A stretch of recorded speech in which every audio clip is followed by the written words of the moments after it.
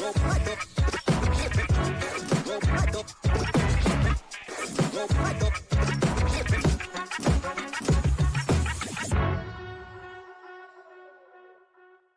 you ready? Are you ready? I'm ready. We're going to get you ready, even if you're not ready. Ready or not, we're going to get you ready, and then the games are going to be here.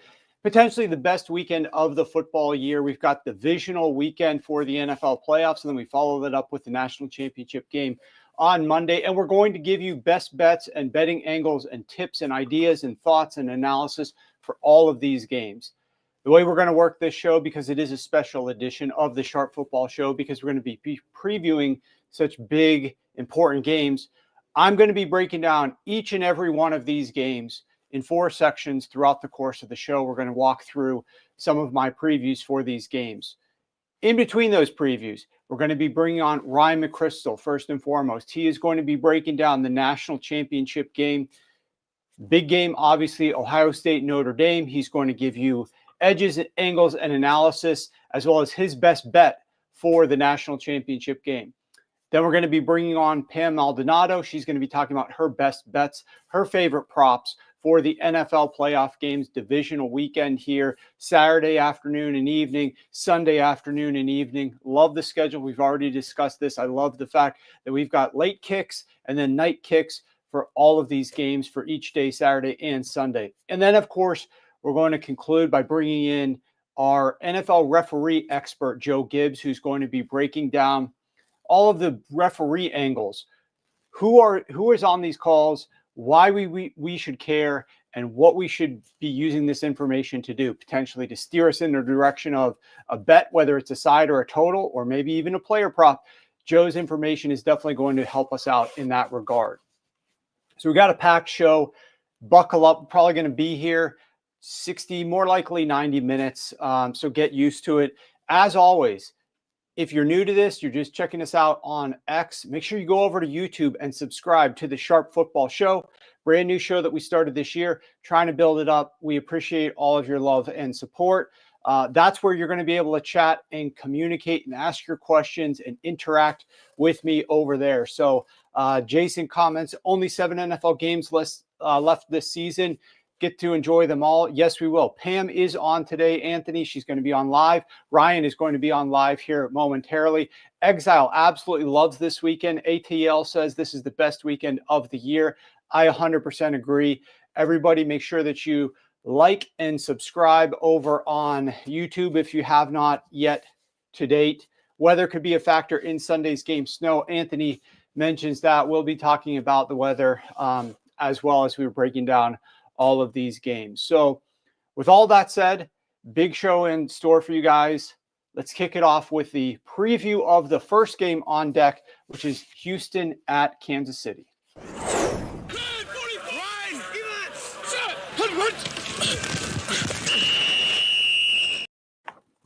All right, so I've already talked about some of these games with you guys on Tuesday and set the stage, laid the foundation for some of the things that I'm going to be going over here. But I do want to break down a few other things as well. I already mentioned to you about all of the quick pressures that Justin Herbert faced in the Houston Texans upset win over the Chargers in the wild card round, and how I'm not so sure that they're going to be able to get those quick pressures against this Kansas City Chiefs offense this week, because the Chargers have one of the highest rates of deep passes in the NFL. The Chargers run the ball with Greg Roman's scheme, and they like to set up play action where Justin Herbert is turning his back on the defense to execute play action, and is a lot easier to surprise him with some of these unblocked pressures if they can get past the offensive line. And of course, Justin Herbert faced 11 quick pressures, including 5 unblocked pressures in that game. Patrick Mahomes is very different. The Chiefs pass at a very high rate. They pass very short. They pass very quick, and they don't use a lot of play action. So it's going to be very difficult for the Houston Texans to get that pressure. But I do think that that's going to be the key for the Houston Texans, is to figure out a way to get pressure on Patrick Mahomes. I'm just not so sure that it's going to have a lot of success. In the prior meeting, Patrick Mahomes threw the ball within 5 air yards of the line of scrimmage 23 times against the Houston Texans. Remember, these two teams played just a few weeks ago. on those 23 pass attempts, plus 0.4 EPA per attempt, 52% success, 87% completions, and 7 yards per pass attempt. For context, the number one team in EPA on the season in passes thrown within 5 air yards had plus 0.29 EPA per attempt. The number one yards per attempt had 6.7. I'm talking about all the quarterbacks in the entire NFL over the course of the entire season.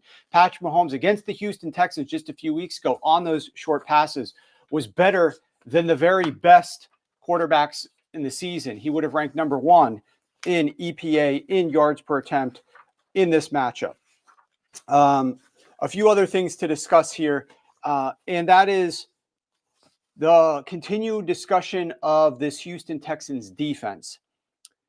This is a team that I really have questions about as it relates to the quality of competition. And I think it's fair to say that for any team that's in the AFC South, just because that division absolutely has been terrible for years. And it was terrible once again this season.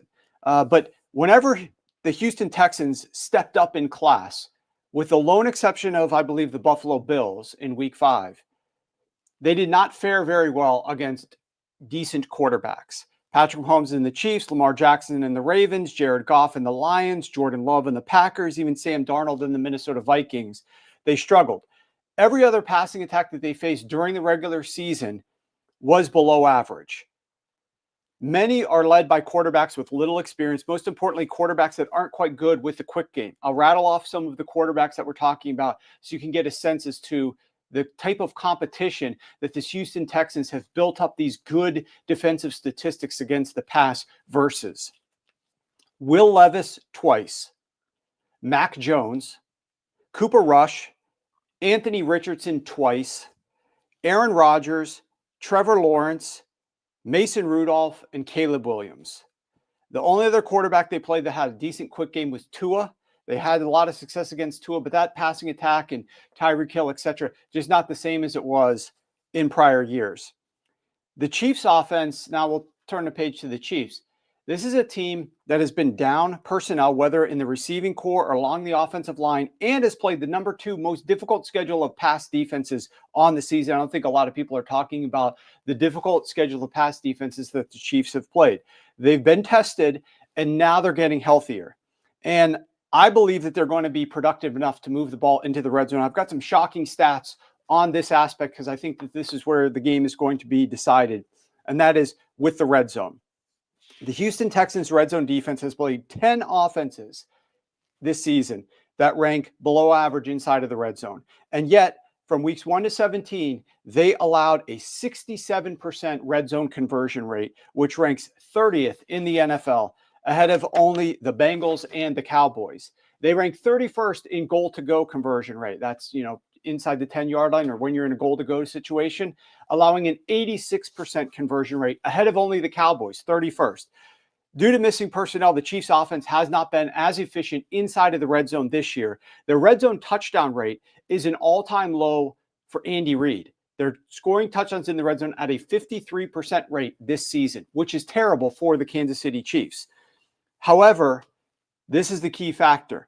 Despite having limited and banged up personnel, they took 40% of their offensive drives into the red zone, which was the highest rate that the Kansas City Chiefs have taken into the red zone since 2018. So we're talking about the Patrick Mahomes era. This is the highest rate of trips to the red zone per drive in 2024, even though they weren't scoring as many points because they were stagnant down inside of the red zone with a loss of personnel, with without a key running game. Remember, Pacheco has been banged up. That's a great place to run the football down inside of the red zone. They took 78% of the drives the length of the field to reach goal to go or score before, which was the third highest rate for Andy Reid in any season. Their offense, despite falling short in some efficiency metrics and not scoring enough points, made it to scoring territory, as well as the very best Chiefs offenses in the Mahomes-Reid era. They simply struggled once they got there. I think now going up against a Houston Texans defense that has been the third worst red zone defense on the season, they're probably going to be able to score more touchdowns. I think they've got their weapons back. They've had several weeks to figure it out. The real question becomes rest versus rust, and I've got some insights on that, which I'm going to be sharing with our clients in a little while, probably tomorrow, in the form of a write-up and a prediction for this game. But bottom line here is, I think the Chiefs are going to be able to move the ball into the red zone. The question then becomes, can they improve on that 53% red zone touchdown rate, which was an all-time Chiefs low? I think they do. I think they'll have a little bit more success scoring on the Houston Texans. Can the Texans slow them down with pressure? That's the real question. I'm not so sure. It's definitely not going to be as easy as it was last week against the Los Angeles Chargers. So there you go. There's a little quick preview on that one. Better Boss says, big Kelsey game forthcoming. Exile says, got to expect Andy to protect his O-line and tackles with a quick passing game as well. Absolutely. Nick likes the first half under. Danny's getting ahead of the game here, talking about Saquon ladders. That's a Sunday game. We'll get there, Danny. Don't worry. We'll talk about Saquon in a little bit. Jason says, I haven't heard anyone talking about the extra motivation for the Chiefs going for the three-peat. Teams playing the Chiefs are going to get everything the Chiefs got. Let's talk about that briefly. That is absolutely a big-time factor for me in this case. I believe that the Kansas City Chiefs are viewing this as a 2-game season right now. You had all season to accomplish your goal of getting a first-round bye. Not only did they get a first-round bye for the postseason, but they also had a de facto bye in Week 18 where they could rest everybody. They've had 2 straight weeks off. That was their first goal. Step 1, get a first-round bye. Step 2, secure that bye before Week 18 so we can even rest in Week 18. Step 3 is 2-week season. We got to go 2-0. They've got everything lined up to go up against this Houston Texans team, and then they get to host the AFC Championship at home. I think within 24 to 48 hours after winning the number 2 Super Bowl last season, Patrick Mahomes began talking about winning number 3. Do not understate the importance of the fact that they want to be the first team in NFL history to win 3 in a row. And I know every team's ultra motivated in the playoffs, but I do believe that some of the greatest players in all walks of sport, whether it was Michael Jordan in his day or all these, the very best, the best pinnacle guys, the guys who have gotten there and have won, somehow can figure out a way to get their 11 out of 10 to be higher than CJ Stroud's 11 out of 10 or Joe Mixon's 11 out of 10. I'm not saying that's going to mean that the Chiefs are going to win this game just because Patrick Mahomes wants it more, but I do think that there is something to these guys figuring out a way to make their very best effort and their very best game better than other players' best efforts and best games. It's hard to make sense of that. And maybe it doesn't sound right coming out of my mouth, but that's exactly how I feel. And that's my experience based on watching sports at the highest level. And ATL says he's taking the over on 90 minutes. That's a banker. ATL, you're probably going to start the weekend 1-0. Let's just put it that way. Okay, let's talk about the national championship game with Ryan McCrystal. Let's bring on Ryan. You can follow him over on X at Ryan_McCrystal. And of course, we're going to be talking about the Monday night game between Ohio State and Notre Dame. Ryan's got a ton of analysis. He's been with us all year. Once this game's over, he's going to start covering the NFL draft for us. Going to be breaking down all the players. We're going to be continuing coverage as it relates to college football players and evaluation and that sort of thing. But let's put the cart in front of the horse. We got the biggest game of the season. Ryan's intimately familiar, obviously, with his experience from Ohio State and his, I guess, fandom of that team.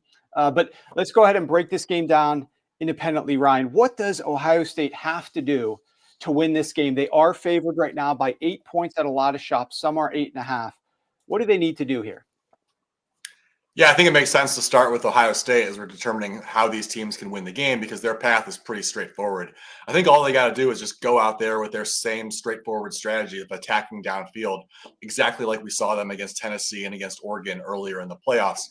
In those 2 games, those first 2 playoff games, they threw 15 or more yards downfield 30% of the time. Now, that dropped to 12% against Texas. So you might wonder, like, is this just, was Ryan Day getting tight in a big spot like he did against Michigan late in the season? I don't think so, because when you go back and look at how Texas defended them, Texas just sold out to stop big plays and let Ohio State do whatever they wanted underneath. 65% of the time, Texas lined up in two high safety coverages outside the red zone against Ohio State. That's not just high for Texas, that's high for anybody. There were only 25 games across all of college football this season where a defense used a higher rate of two high coverages. So Texas basically scrapped their typical defense. Although they do tend to use two high at slightly higher rates than most teams. They're about 30% on the year, but they more than doubled that against Ohio State. So they went all out specifically to try to stop the deep ball, just make Ohio State dink and dunk down the field and have longer drives. They were willing to lose that way if they just didn't get beat by the deep ball. And it worked. I mean, Ohio State did what they needed to do to win, but Texas also accomplished their goal of eliminating big plays. So that's why you've probably heard this past week or so, people talking about how Texas laid the blueprint for how to slow down Jeremiah Smith. And on one hand, yeah, they kind of did. They were succeeded in that.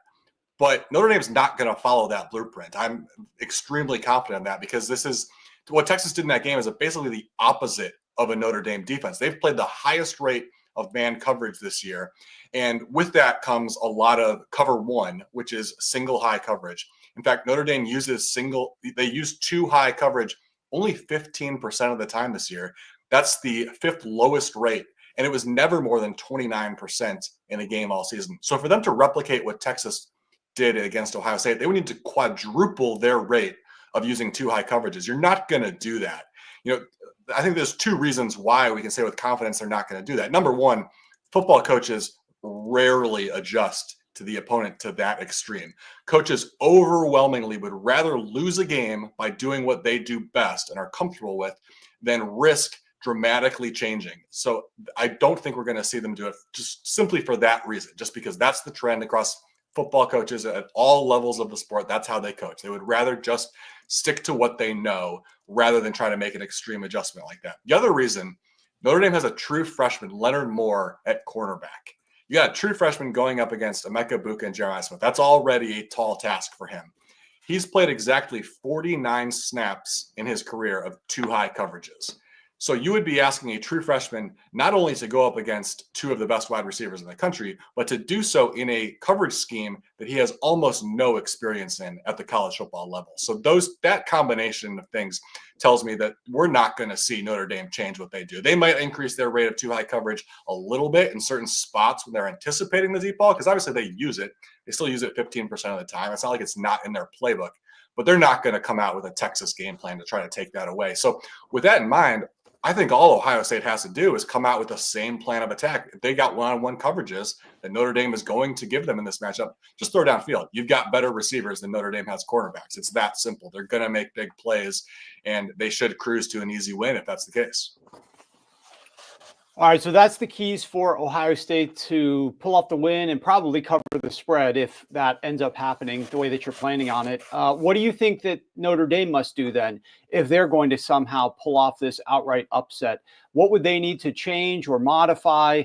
Because certainly they're up against it with the way that you broke down Ohio State's edges. I mean, the first thing that I would do is what I just said they're not going to do, and that's play a lot of too high coverage. I think if you do that, I think it's worth the risk. It's risky, obviously, to do something you've never done before. But in this particular matchup, I think that warrants it. So that's one thing that they could do. But like I said, the odds are overwhelming that they're not going to do that. So I'll lay out another scenario where they could play their usual defense and potentially still win the game. The first step is forcing turnovers, which is possible. Will Howard has turned the ball over at times this season. It's not a huge weakness of his game, but he has been turnover prone at times. And Notre Dame has a great secondary. They lead the country in ball hawk rate. They make a play on the ball 19% of the time.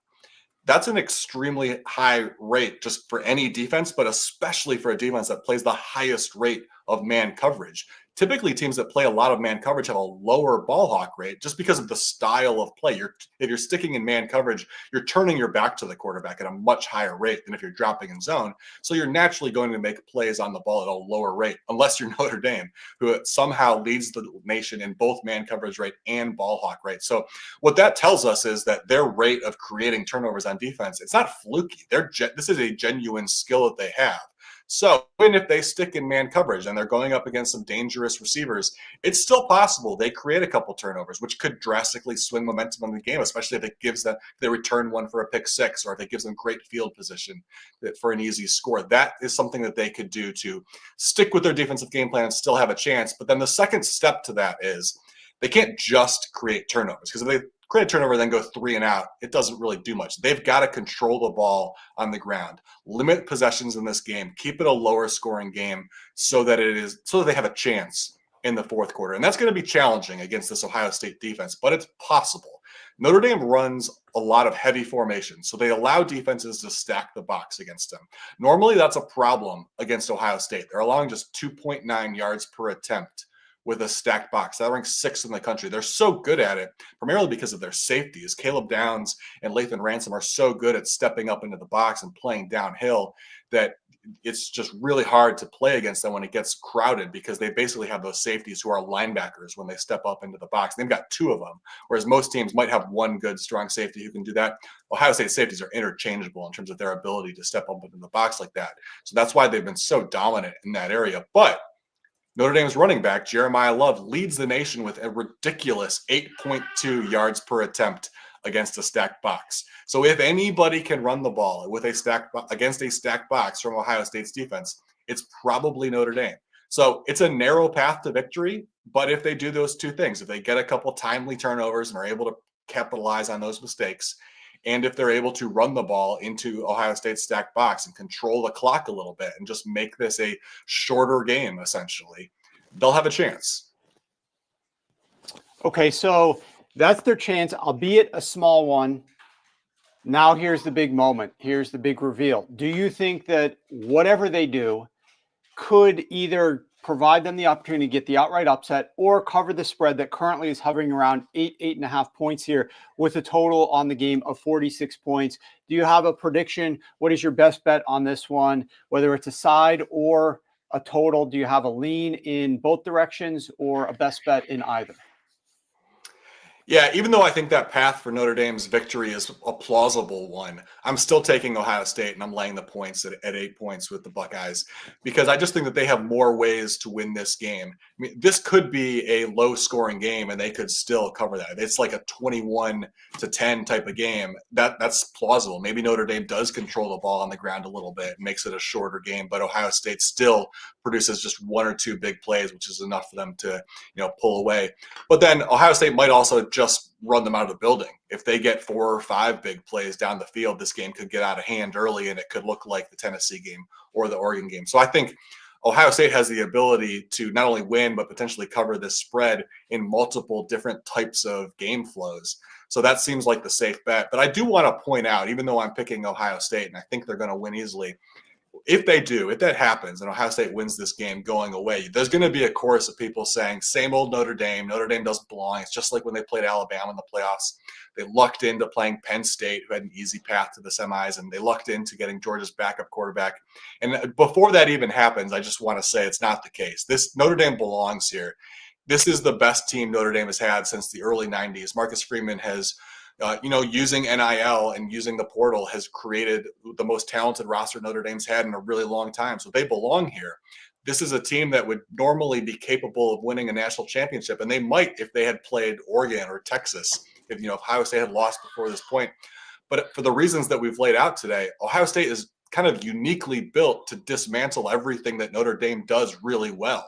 It's just a terrible matchup. It's just some bad luck for Notre Dame that they just ran into this juggernaut of Ohio State, who's perfectly designed to beat them. So I think that Notre Dame belongs, but I do think Ohio State covers the points and wins easily. Let me ask you this quick question. I lost a little bit of confidence in Ohio State's coaching staff, be it Chip Kelly or Ryan Day, when they couldn't figure out how to get the ball to Smith in their last game. And he had that, 1 catch for 3 yards, something like that. And it wasn't as if they were up by 30 points and so, hey, we didn't really need to use him. They could have gotten some value out of using him. It feels to me like no matter what, you need to get the ball into somebody like him's hands. What do you believe? Like, do you still have confidence in their game plan and their strategies to come out in this game? Because Notre Dame does have a good coaching staff and they have a good defense. Do you think that Ohio State is going to be on the cutting edge enough from a coaching staff, from a game plan perspective here to get that job done to cover this number? Yeah, absolutely. I think if they felt like they needed to get Jeremiah Smith the ball to win that game, they would. But Emeka Egbuka is going to be a top 20 pick in the NFL draft. Their third receiver, Carnell Tate, is, next year, if he steps up into Egbuka's role and plays well, he's a potential first-round pick as well. It's possible Ohio State has 3 receivers better than anybody Notre Dame has faced this year. Like, that's just how talented this is. So, yeah, if if your roster was constructed differently and you had this superstar supported by a couple other just, pretty good college players, yeah, you would want to force the ball to Jeremiah Smith. But why force the ball into double coverage when you've got Emeka Egbuka and Carnell Tate in more favorable matchups? It doesn't really make sense. And that's what they did. I mean, look at the numbers that, add up the numbers between Tate and Egbuka in that game. And, they were fantastic. Ohio State continued to move the ball. Texas took away the deep ball, which is what they wanted to do, but Ohio State still moved the ball relatively easily. Really what happened to Ohio State's offense in that game was just terrible penalties. They had a number of drives that were shut down because they were in 3rd and 17 or whatever, just because of some dumb penalties. But no, the fact that they couldn't get the ball to Jeremiah Smith doesn't change the way I think about their offense at all. I think it's just that's the way this roster is constructed. If a team wants to take away one guy on that offense, their philosophy is go ahead. Somebody else is in a one-on-one situation. We'll take that. All right, there you go. And last quick question. Speaking of forcing, if I had to force your hand on a total, the side on the total here, where would you lean? Yeah, I lean over because I think Ohio State is capable of putting up 35, 38 on their own. Notre Dame, even if the offense struggles a little bit, they might not have to do too much to push that over. And then it's possible that both teams move the ball. Like I said, there could be a turnover that gives Notre Dame a short field that helps them put up more points than we're expecting. So I definitely lean over on the total. Okay, there you go. That's Ryan McCrystal, everybody. You know him well. He's been with us every single week on the show. Make sure that you guys are following him over on X. Here's his Twitter handle or his X handle, whatever they call him nowadays. And make sure that you guys are checking out his great information over there. We'll be covering the NFL draft, as I mentioned, with Ryan as our foremost expert on that very soon, because we're getting close to draft season, as I'm sure Ryan is looking forward to that as well. One of the most accurate mock drafters in the universe. Okay, before we get into breaking down the Commanders game, I missed one thing that I wanted to talk about with CJ Stroud. I prepared a quick graphic on it, already gave it to my producer, and then botched it. So let's bring up this graphic really quickly on CJ Stroud. And I just wanted to quickly mention CJ Stroud's home road splits, because not many people talk about this, but the Texans obviously just played last week at home. And CJ Stroud has struggled on the road from an EPA, from a yards per attempt, from a success rate perspective. And as I've showed you before, I like doing this where we've got on the x-axis EPA per attempt at home, on the y-axis EPA per attempt on the road.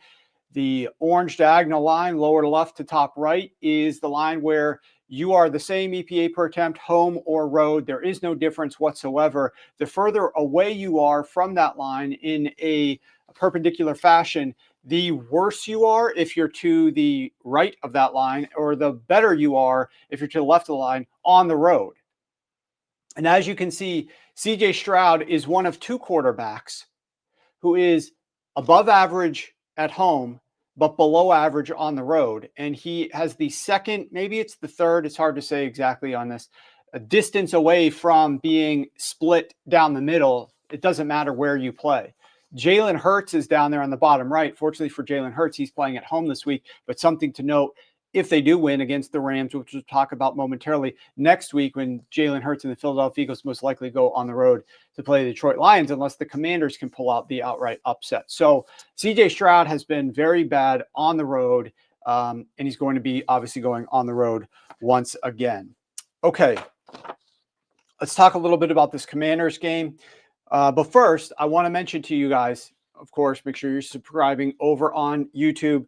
Sharp Football Analysis is what you want to search for. Like the show if you're getting any useful information out of this episode. We got a ton of stuff to cover here, but I want to mention we are 21-7 in postseason sides and total bets this offseason. 21-7, 75%. We went 3-1 last week in the wild card round. Obviously, that's 71%.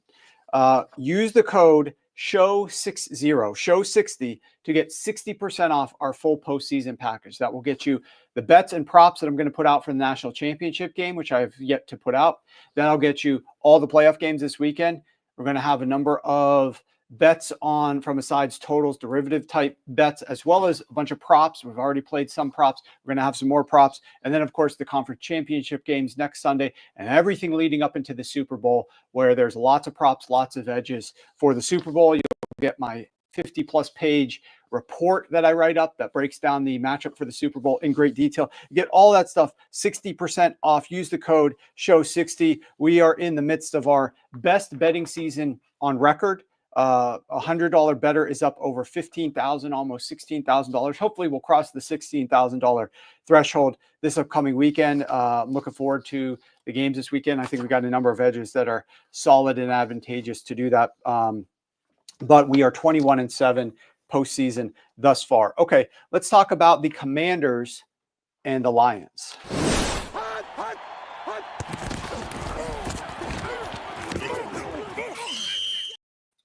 So the Washington Commanders have a better pass defense than a run defense, statistically. But I would argue that a large percentage of the reason that they have a good pass defense is because they have played a very easy schedule, specifically the number 2 easiest schedule of opposing pass offenses on the season. From week 7 onward, they have played just one team that ranks above average in pass efficiency, and that was the Eagles. And in one of those games, they played Kenny Pickett the vast majority of the game. The other passing attacks that they faced from week 7 onward are the number 1 easiest schedule of passing attacks in the NFL. I've got a graphic for you. Let's look at a listing. When you see this in front of your face, it's going to just blow your mind. If we can move that banner, there you go. Of the quarterbacks and the efficiency that the Commanders pass defense has played. So the number 30 Carolina Panthers with Andy Dalton leading them. That was the game before he was benched again. Then the Chicago Bears with obviously a rookie quarterback in Caleb Williams. That passing attack this year ranked 24th was terrible. Daniel Jones led the number 31 ranked New York Giants. Terrible. Russell Wilson, obviously the Pittsburgh Steelers made the playoffs. That was in week 10. They're the 18th, so still not above average. Philadelphia with Jalen Hurts, they were the 14th. Obviously, Philadelphia had success in that game. Then you go number 29, Dallas with Cooper Rush, who's a backup. Number 26, the Tennessee Titans passing attack with Will Levis, who ultimately was benched multiple times during the season.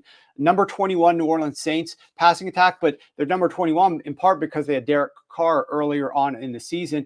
The Commanders got to face a couple guys. They got Jake Haener, who's a backup, and Spencer Rattler, who's a rookie backup. They got to face both of those guys. Number 14, Philadelphia, with the vast majority of passes coming from Kenny Pickett. I want to say that Jalen Hurts threw 3 passes in that game before getting his concussion, maybe even less than that.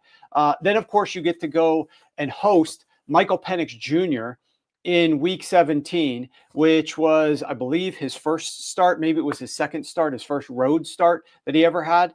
And then, of course, week 18, no, you don't get to face Cooper Rush again. The Cowboys benched Cooper Rush. They went with Trey Lance to check out Trey Lance, who's third string journeyman quarterback at this point. So the Commanders have not played almost anybody with a pulse. No quarterback with a good passing attack have they played. You'd argue since week 11, which is eons ago at this point. But Jalen Hurts and the Philadelphia Eagles, they're just the 14th best passing attack. They're not even top 10.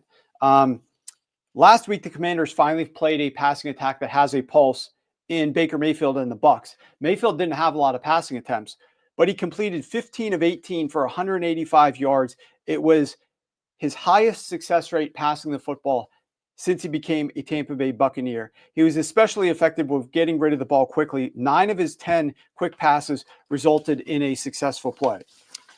One of the key matchups in this game is the Commanders blitzing They blitz at the 8th highest rate, and Jared Goff has not been very good versus the blitz this season.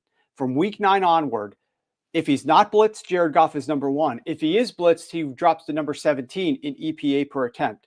If he's not blitzed, he ranks number 1 in yards per attempt at 9.0. But if he is blitzed, that drops down to number 25 at 6.4. He's number 2 in completion rate when he's not blitzed at 74%. He's number 13 in completion rate when he is blitzed at 63%. So this is one area that I believe, if you're looking for an edge, a glimmer of hope when Washington's on defense, it's blitzing Jared Goff potentially, causing quick chaos. And the Washington Commanders do blitz a lot. The problem is they play a ton of man, especially on third down, and the rate of man coverage has increased. They have upped their rate since week 12 to 32% man coverage on early downs. That is the 7th most man coverage in the NFL. On third downs, they're playing man on 58% of their dropbacks. Last week, against the Bucs on third down, they played man coverage on 67% of their dropbacks. The problem with playing man at anywhere close to that rate is Jared Goff is the best quarterback in the planet at man coverage when he goes up against it. He ranks number 1 in EPA per attempt, number 1 in success rate, number 1 in completion rate, and number 2 in yards per attempt on third downs versus man coverage. So, one of the keys is for when you're talking about Washington and that defense and how to slow down the Lions offense when you're going into Detroit in a hostile environment. It's pretty much typical for most teams. Force him into third down, beat him in third down, get off the field. And like I said, Washington loves to play a lot of man on third down, and Jared Goff is the best quarterback on earth on third down against man. So that's a big dilemma for Dan in terms of the Washington Commanders and how they're going to come up with a philosophy and a strategy to deal with them. You say, okay, well, we got to force them to third down. How are we going to do that? Well, we've got to be good on early downs. We've got to stop the run. We got to slow down. David Montgomery's coming back, and Jahmyr Gibbs is obviously there. One issue is that Washington ranks 28th versus outside zone, and Detroit runs the ball a lot in outside zone. So Washington's the 5th worst against it. I know Washington's defense, I mentioned this earlier, they are not very good defending the run. They're better against the pass statistically, but I have issues with their strength of schedule. Detroit has punted the ball at the lowest rate in the league. This is it's like a battle of who can be the biggest Dan in this game. You've got Dan Campbell, who started out not wanting to punt the ball a lot, and you got Dan Quinn coming in trying to be like Dan Campbell and not punt the ball a lot. And you got these two Dans going head to head to see who can punt the ball less in this game. And if you look, Washington is 2nd in lowest punt rate in the league. So you literally have the team that punts the ball the lowest rate against the team that punts the ball at the 2nd lowest rate going head to head in this game. And yes, you can bet on how many punts will be in this game. The line was 6.5. I'm not sure what it has moved to right now. I like the under, obviously, 6.5. But I think the last I checked it had been bet all the way up to -180, -185. I'm not sure if it's still in that neighborhood or not. Jaden Daniels does lead the NFL in scramble rate when blitzed and in scramble rate against man coverage. So that's something to be aware of. Obviously, Washington, we know they like to use his legs. They don't have to try to use his legs. He's going to be using his legs because this is what he does against man. This is what he does against the blitz. And the Lions lead the NFL in man and in blitz. They're sending the house as often as possible, and they're playing man behind it as often as possible. We know that in last game against the last big game for the Detroit Lions, they played the Minnesota Vikings and they won that game and they got the bye. Now that game doesn't look quite as good for their defense, given the fact that Minnesota's offense melted last week in the playoffs in the wild card round against the Los Angeles Rams.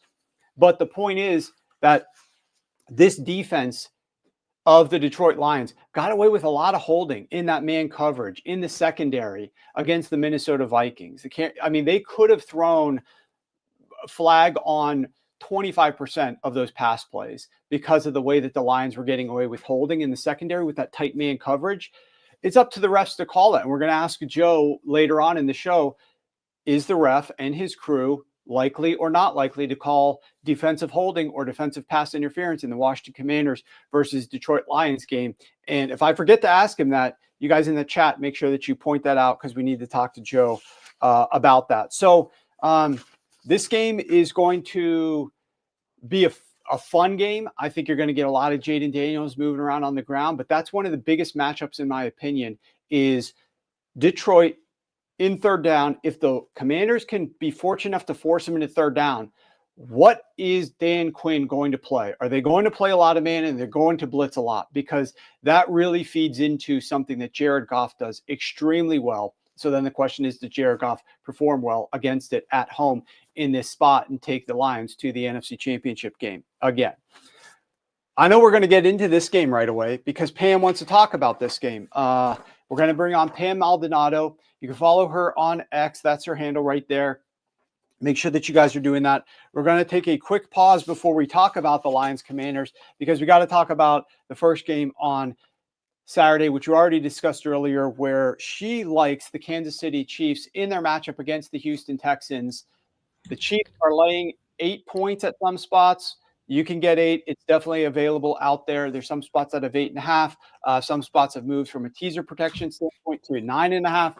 8's still available if you're hunting around and you want to lay it. Pam, it sounds like you want to lay it. Why do you like the Kansas City Chiefs to cover the spread against the Houston Texans? First off, taking the Chiefs is not for the faint of heart. You have to have some cojones for that because the Chiefs are not a team who like to cover spreads. And yet, you are saying, I like the Chiefs at -8. It does seem a little bit steep, but the line to me makes a lot of sense because this is the one game, if there was ever a game, that I like the Chiefs to finally break that non-cover streak. And it starts with trends. Yeah, let's talk about it. 7-0 outright this season in games where the favorite 6 points or more. And they are 0-7 against the spread in those games. Yet, despite their struggles, covering big numbers, I like the Chiefs because Houston is just not a good matchup for this going up against KC's offense or going up against KC's defense. Their main weakness is in that pass defense. The Texans have allowed a league-high 17 passing touchdowns from outside their red zone. Another one last week, 20th in touchdown rate, 28th in yards per completion. Counterintuitive, the Texans have managed the lowest completion rate in the league, but when teams connect, it's for big plays. Quarterbacks Houston has faced: Cooper Rush, Mac Jones, Will Levis, Drake May. Now this sets up a matchup against 2-time Super Bowl champ Patrick Mahomes, probably the best quarterback of not just our generation, but of many. Army of weapons at home. Extra time to prepare. This is just a huge mismatch on paper. Mahomes is not only the lone quarterback in the Super Bowl history with a winning record in games where he doesn't cover the spread, but he is actually really lethal against defenses that allow explosive plays. So combine that, I see it earlier in the chats that somebody was talking about Travis Kelce having a big day. I agree. I think Travis Kelce is going to have a huge day. Maybe not necessarily in his receiving yards prop, but he is a veteran talent with a prime matchup in the situation. 27th in touchdown rate allowed to tight ends from Texans. Kelce can be the one to exploit that because historically, we've seen it and we talk about it every year.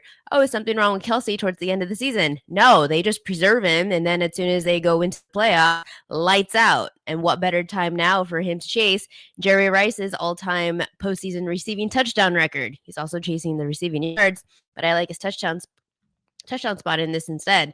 Rice holds the record of 22 touchdown receptions. Kelce currently has 19. Kelce needs 3 touchdowns. You're going up against one of the worst defenses to give up touchdowns to tight ends. It's a very favorable matchup.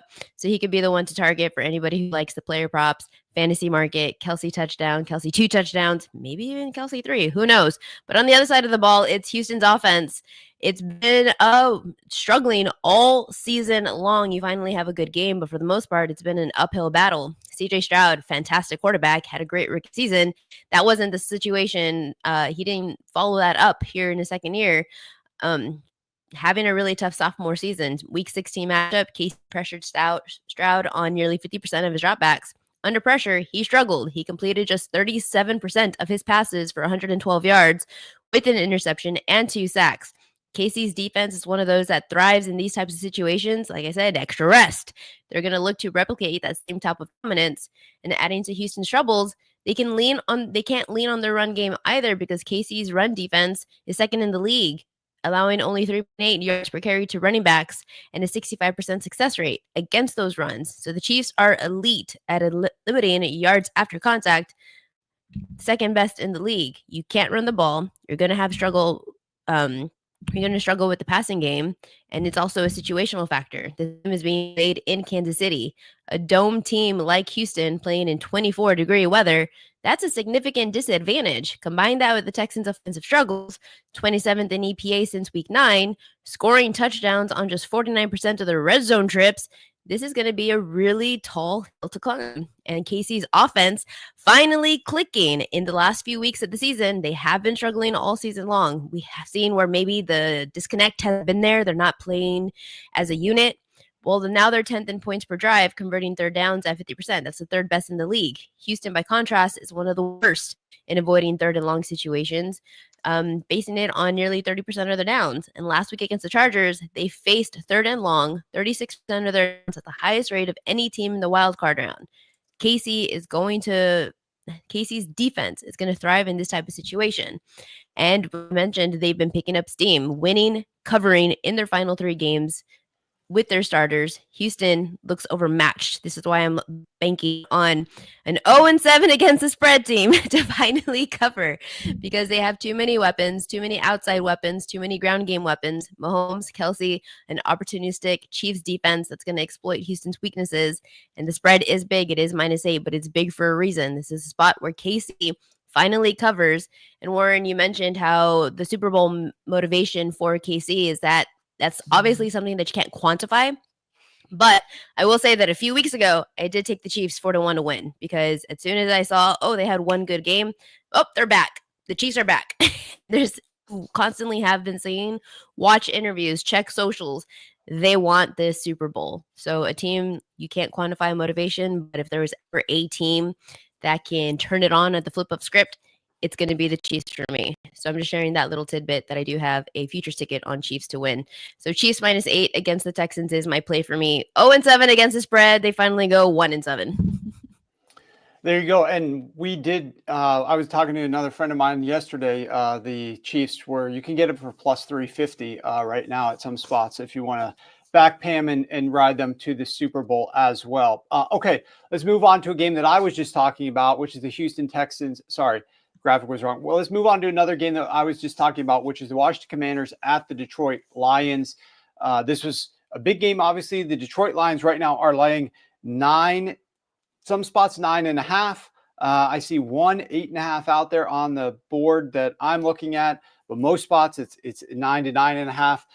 And the total is sitting at 55.5. We really haven't seen a ton of movement. I was certainly expecting with a massive total like this that you would get a little bit of sharper under money coming in here, but we really didn't see very much of that at all. And the total is still sitting there at 55.5. What do you like in this game, Pam, from a side perspective potentially as well as a prop? I heard you talk a lot about the defense from both sides, the Commanders and the Lions. One of the reasons why I love college football more often than not is because of the high power offensive, just like firework explosion.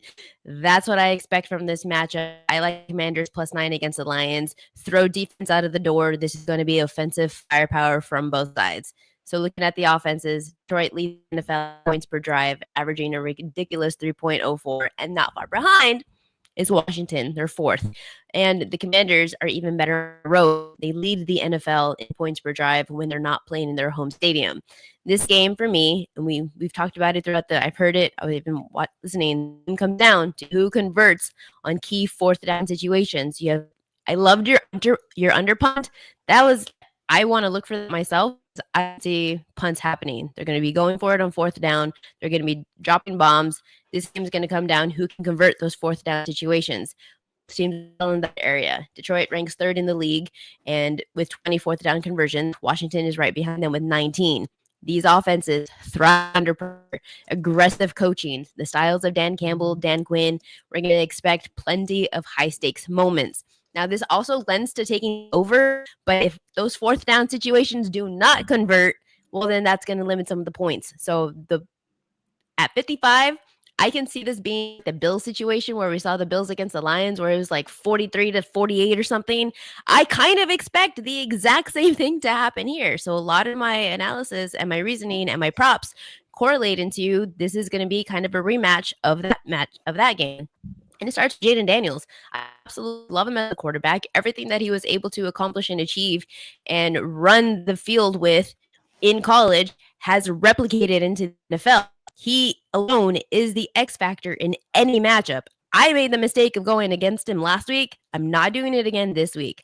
A rookie quarterback who is sensational, and he's thrown for over 3,500 yards, 9 interceptions, but his ground game, it's a different type of quarterback that we have seen. He kind of evolved and molded into a new breed of quarterback.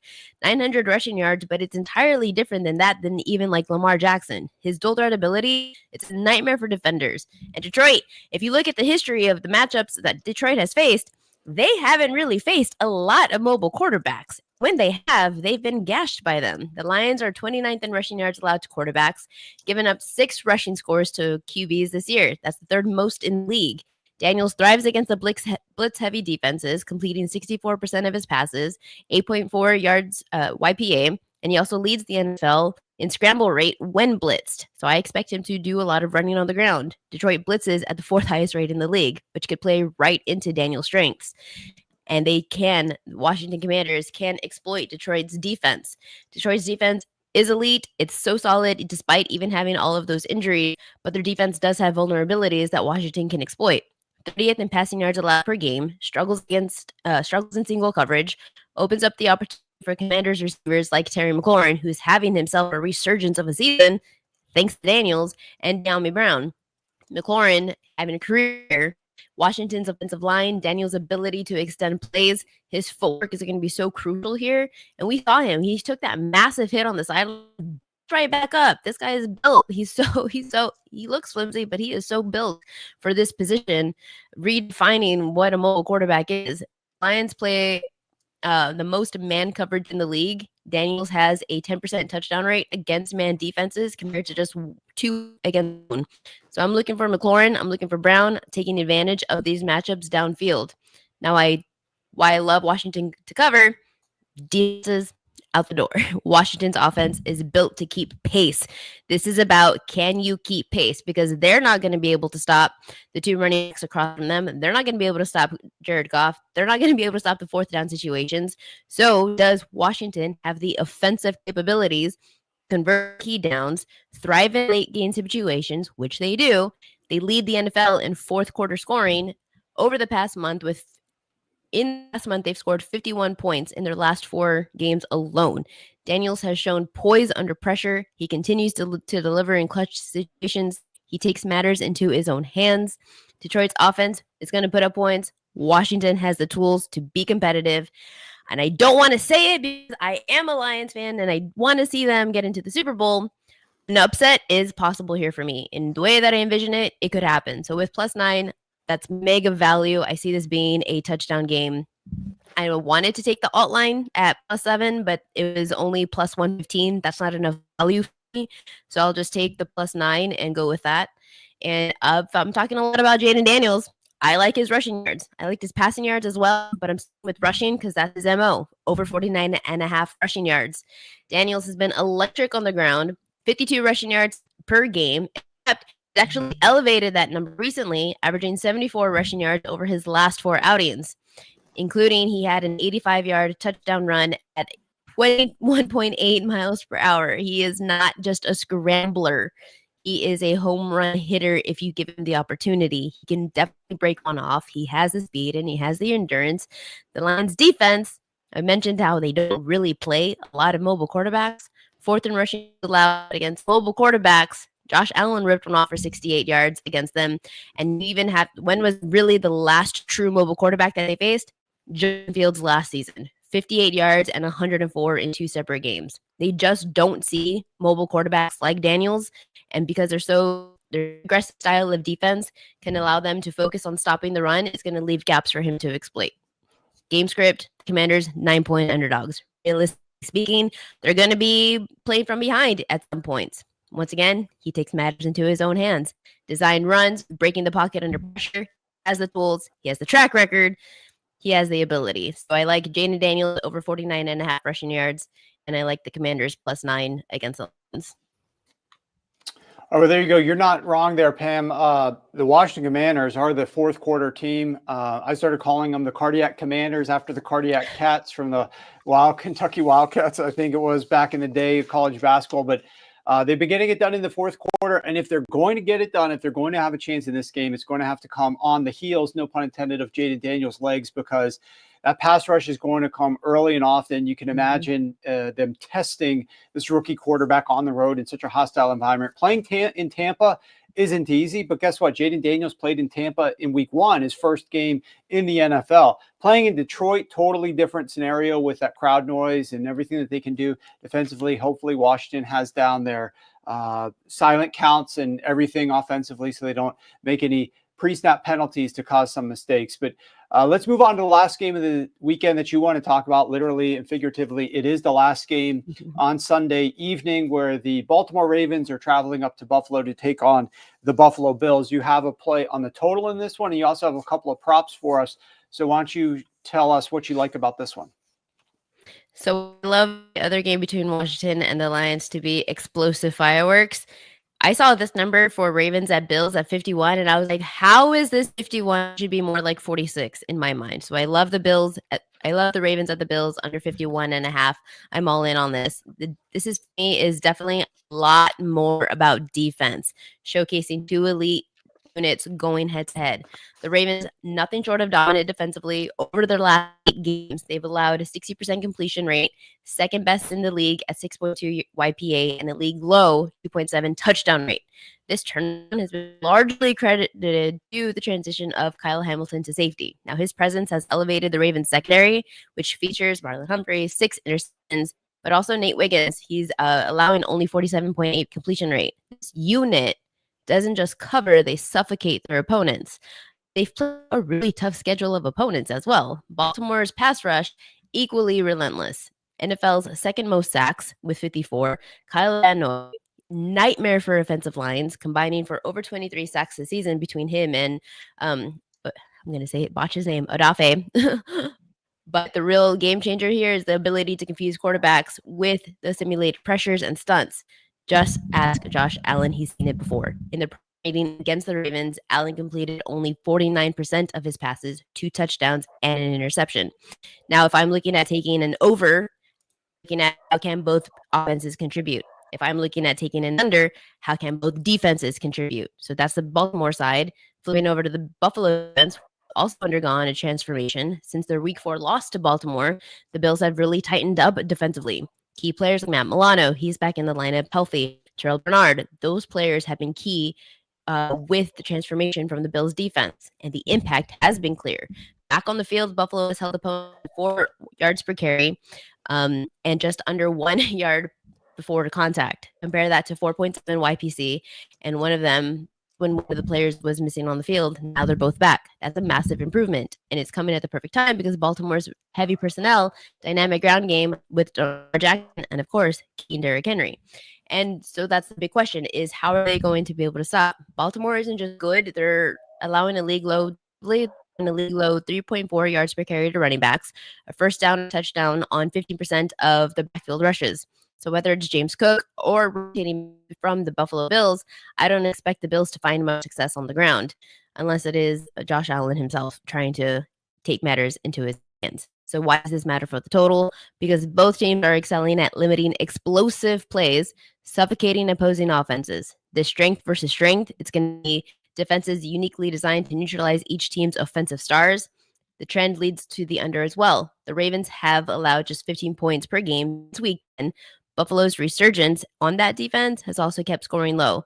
Combine that with how cold is it going to be? The January weather in Buffalo, that's a recipe for grinding it out, low scoring battle, a lot of rushing plays rather than passing plays. And the number is at 51.5. I just don't even see how it even gets to 40. Like 45 is like up there for me. So I think these are 2 of the league's best disciplined use as far as like penalties. It's a chess match between Lamar Jackson, Josh Allen. which of the two mobile quarterbacks is going to be able to find success more. With that whole grind, now you have King Henry on the other side. He's going to take up a bunch of his load, and we know that he gets stronger as the game progresses. So that's going to eat up the clock. So the Ravens at the Bills under 51.5. Two props to correlate. I'm looking at both quarterbacks. I think as many weapons as both sides have, I'm sticking QB and Lamar Jackson under 224.5 passing yards. Cold conditions for kickoff. Temperatures hovering around 8 to 10 degrees. Extreme cold could stifle the passing efficiency, which plays directly into the Ravens' ground-heavy identity that they already have. They racked up 271 yards week 4 meeting. Now with Henry in the mix, expect them to stick to that same style of formula. Buffalo's defense tightened up, as mentioned, limiting possessions, creating tougher third down situations. And historically, Jackson has actually had a really tough time against Buffalo. So that's why this game spread is 1, because it really could be a coin flip. Averaging 117 passing yards per game in 4 matches against Buffalo, putting a minus 156 earlier this season. To top it off, Jackson has surpassed 220 passing yards in only 2 of his last 8 games because of having such a run-heavy offense. With both teams favoring long, methodical drives, the under just feels calculated, a high-value play for me. Jackson under 224.5 passing yards. Now for Buffalo, I also love Josh Allen over 8.5 rushing attempts.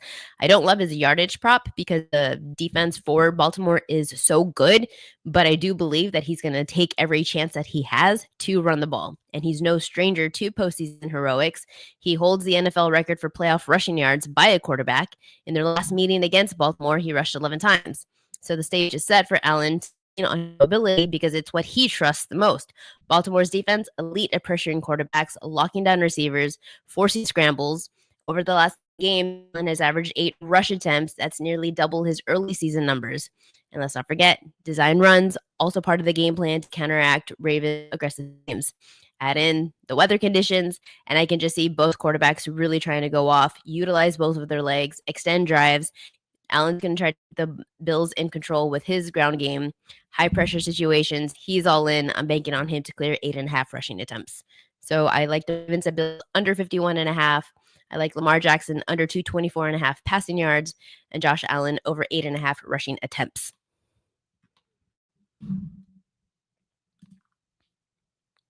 I think you're muted. All right, there we go. That helps.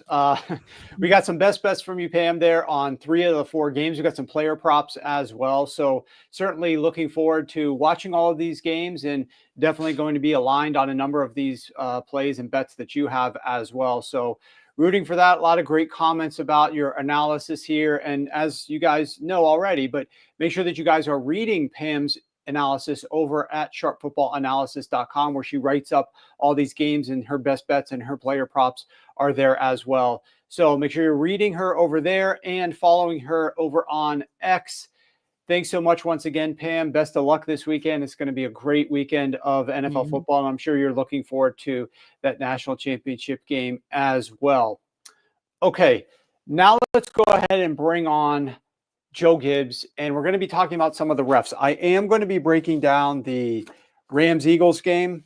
Got pages of analysis here. I'm going to be breaking down the Ravens-Bills game here, pages of analysis there. But my producer tells me that Joe Gibbs is waiting patiently backstage. He's brewed himself a tea. I think he was under the weather last time that we spoke. So hopefully, Joe, you're feeling a little bit better right now, but you're warming yourself by the fire over there and out in Las Vegas, and hoping that we're going to bring you on soon. So let's bring you on so that we don't have to delay any further. We're going to be talking about some of these big games and some of the ways that the refs might impact these big games. And we're going to start with the first game of the weekend, where the Houston Texans are taking on the Kansas City Chiefs. And on that call, we've got your friend Clay Martin. Tell us what Clay Martin brings to this game and tell us why you think he's going to impact it.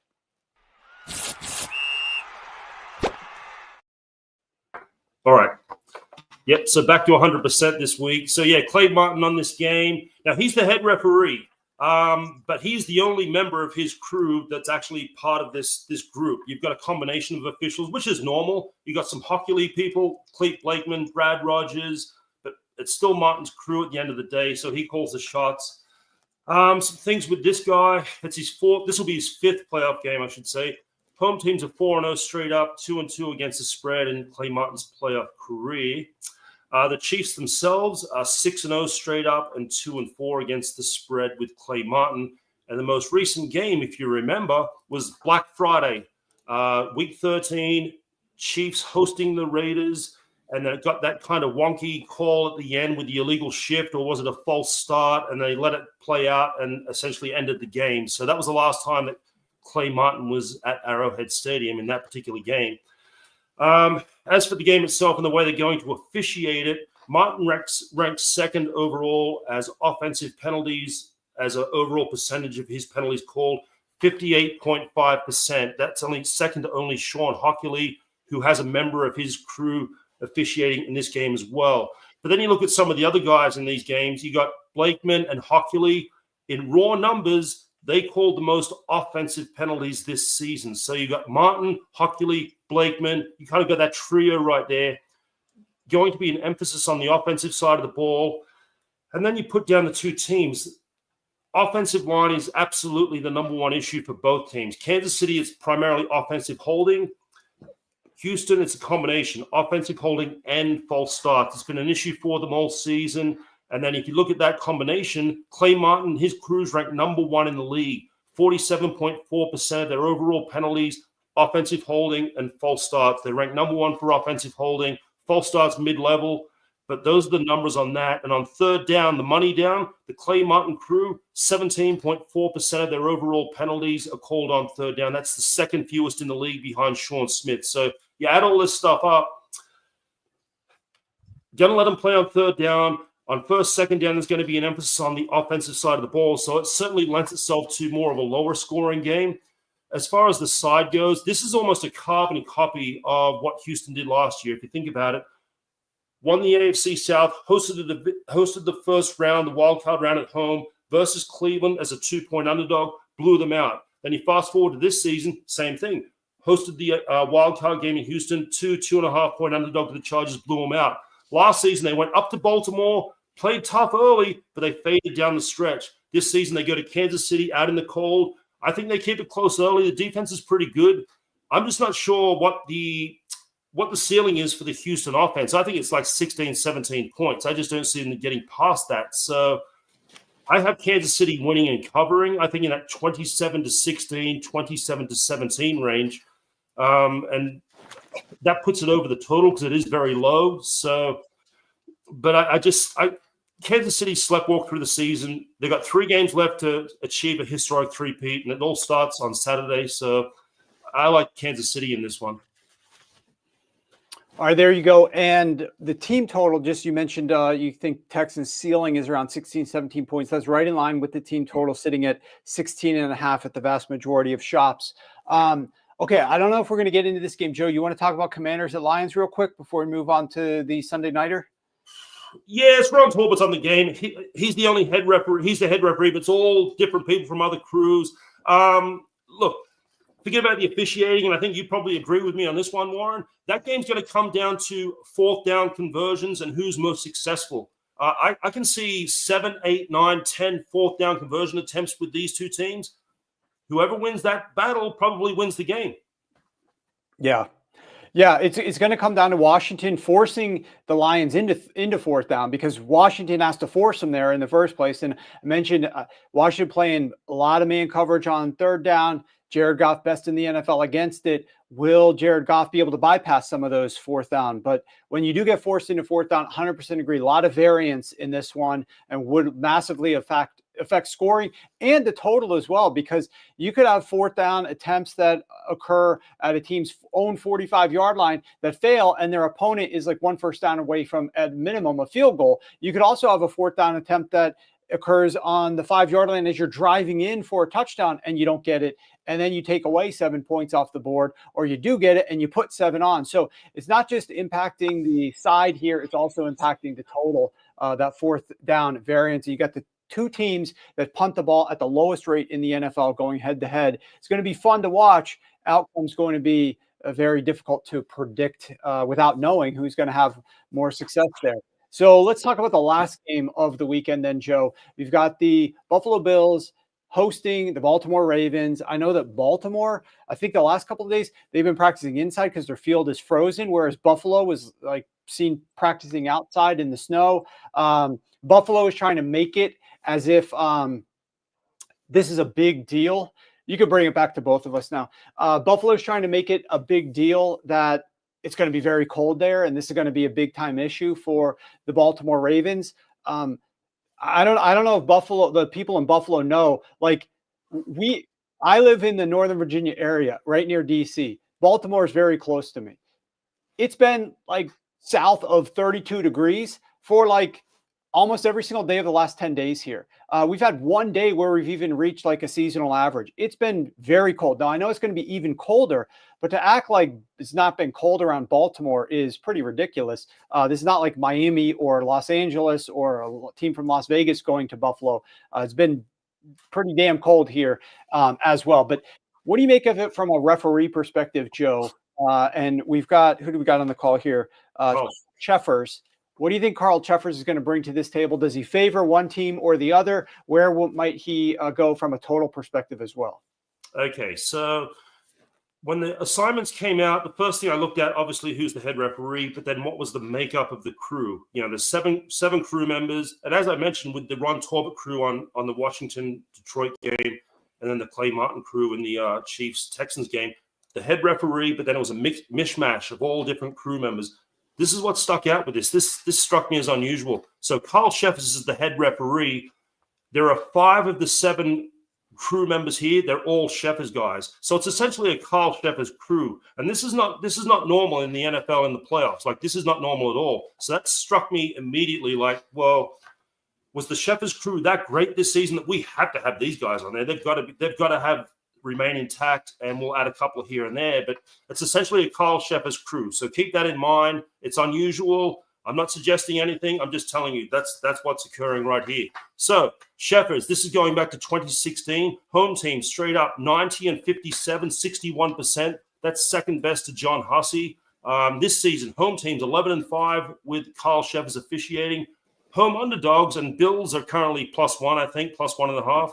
Home dogs since 2016, 24, 14, and 3, 64% against the spread. So those are some big picture numbers for Cheffers. The Bills are 8-2 in the Josh Allen era with Cheffers, including their 2021 divisional round victory over the Baltimore Ravens, 17-3. Buffalo was penalized twice that day. Baltimore was penalized 8 times. Okay, so there's a little bit of the history there. As far as the crew themselves, the way they call things, Buffalo is the number 1 penalized team for false starts this season. The Carl Cheffers crew calls the fewest false starts in the league. Okay, so there's a starting point right there. That combination of offensive holding and false starts, Cheffers, 33.8% of their penalties occur in those two. That's well below league average. On the flip side, the back end, 22.8% of Cheffers' penalties come via defensive pass interference and defensive holding. That's well above the league average in that category. And the one crew member they've added, addition to Cheffers' guys, is from Brad Rodgers' crew on the back end. Rodgers ranked number 1 for defensive pass interference. Now, that penalty was called dramatically less last week in the wildcard round. So maybe that continues this week, and I hope it does. But just looking at the way things have transpired with this crew over the season, look, I don't know. I'm just telling you what the numbers are. Baltimore had Cheffers for 1 game this season. That was at the Chargers, 30-23 Baltimore win, but they were penalized 4 times that game for defensive pass interference. Roughing the passer, Josh Allen's been a big beneficiary of that this season and over the course of his career. Cheffers doesn't call a whole lot of that. Baltimore is the number 1 penalized team for roughing the passer. So I'll be interested to see how it plays out. I've been on Baltimore all season. I mean, I've been on that train. I'm not going to get off it now. Some of these things do concern me, though, with Cheffers officiating the game and the fact that there are a lot of people seem to be on Baltimore this week. That does concern me. But I rode him to this point. I'm not going to get off him now. Okay, so if you had to say one of the biggest factors that Carl Cheffers would bring to this in terms of like if he pays too much attention to this, it could lead to this team winning the game. What do you think that one thing that we should be paying the most attention to is that could flip this game if he decides to call it the way that you might think that he will, or with the way that his history has led him to? Offensive holding. I mean, that's without a doubt. That's the penalty equivalent of a sack, and it's a high volume penalty. So if they get on some sort of offensive holding run, that could be problematic for Baltimore, because they have struggled on the road with offensive holding this season. They have improved down the stretch. Shepherds is kind of mid-tier in that particular category. That to me is the big concern for Baltimore. If Shepherds decides all of a sudden he wants to start enforcing it, it doesn't bode well for Baltimore, and I think that's really the big problem here. We'll see early on how it plays out, but yeah, offensive holding without a doubt is the one to watch on Sunday, without a doubt. Okay, there we go. Now, I did have one other question that I thought of earlier when I was breaking down the Commanders game against the Detroit Lions, and that was, what is the tendency for Ron Torbert or whoever is on his crew that might be having this under their jurisdiction of defensive holding on pass plays? We know that the Minnesota Vikings against the Detroit Lions back in week 18 to determine who was going to get that number 1 seed, Detroit was holding them a ton, holding those receivers a ton with their tight man coverage, preventing them from kind of getting out in their routes quickly, from getting open. And so that was just so sticky man coverage. And I mean, I felt like they could have, when we were cutting away to passing attempts from the Minnesota Vikings, Sam Darnold down the field, and maybe like 20% of all pass plays, they could have theoretically called the defensive holding on. They were playing so tight, but they really didn't call it that much in that game. Does Torbert and or his crew have any tendencies there that you might think that would be difficult? Because if the Lions are able to get away with a little bit of extra holding in their tight man coverage against that, what I would call, especially outside of Terry McLaurin, very limited Washington Commanders passing attack outside of McLaurin in terms of ability to separate, in terms of ability to find openings, it could be problematic for a team in the Commanders that I think is also going to struggle to run the football. Yeah, Torbert leans again. He leans more to focusing on the offensive side of the ball. But both teams, both Washington and Detroit, they're top 5 for surrendering automatic first downs by a penalty. Washington ranks number 1, if I remember correctly. I've got it right here. Washington ranks number 1 for defensive pass interference, and Detroit ranks number 2. So these teams kind of mirror each other in that respect. But yeah, you're right. Detroit did grab a lot against Minnesota, which was awesome. That's what you've got to do. Teams need to grab every play, because the referee can't throw a flag every play. So yeah, you may get called here and there, but you're going to get away with it 9 times out of 10. But Torbert definitely leans to the under, and he will look to let them play if at all possible. So, but both these teams do struggle with the defensive penalties, so something has to give. Yeah, you're right. Something does have to give there. It's going to be fascinating. All these games, there's a little story behind all of them. The one that we didn't touch is the one I'm going to preview next, which is the Philadelphia Eagles hosting the Los Angeles Rams. But Joe, thank you so much, as always, for your great in-depth breakdown of the NFL referees for this weekend's games and what they're likely to call and how they could impact the game. Make sure that you guys are reading more of Joe's analysis over on sharpfootballanalysis.com, where he writes a weekly article analyzing all of the referees and their assignments and what they might bring to the game in terms of what they're more likely to call and who that could benefit. So you can find that up on Sharp Football Analysis right now for the divisional round if you are so interested. And make sure that you're following Joe over on X. There is his handle. Okay. Let's go ahead and move on to the Rams at the Eagles.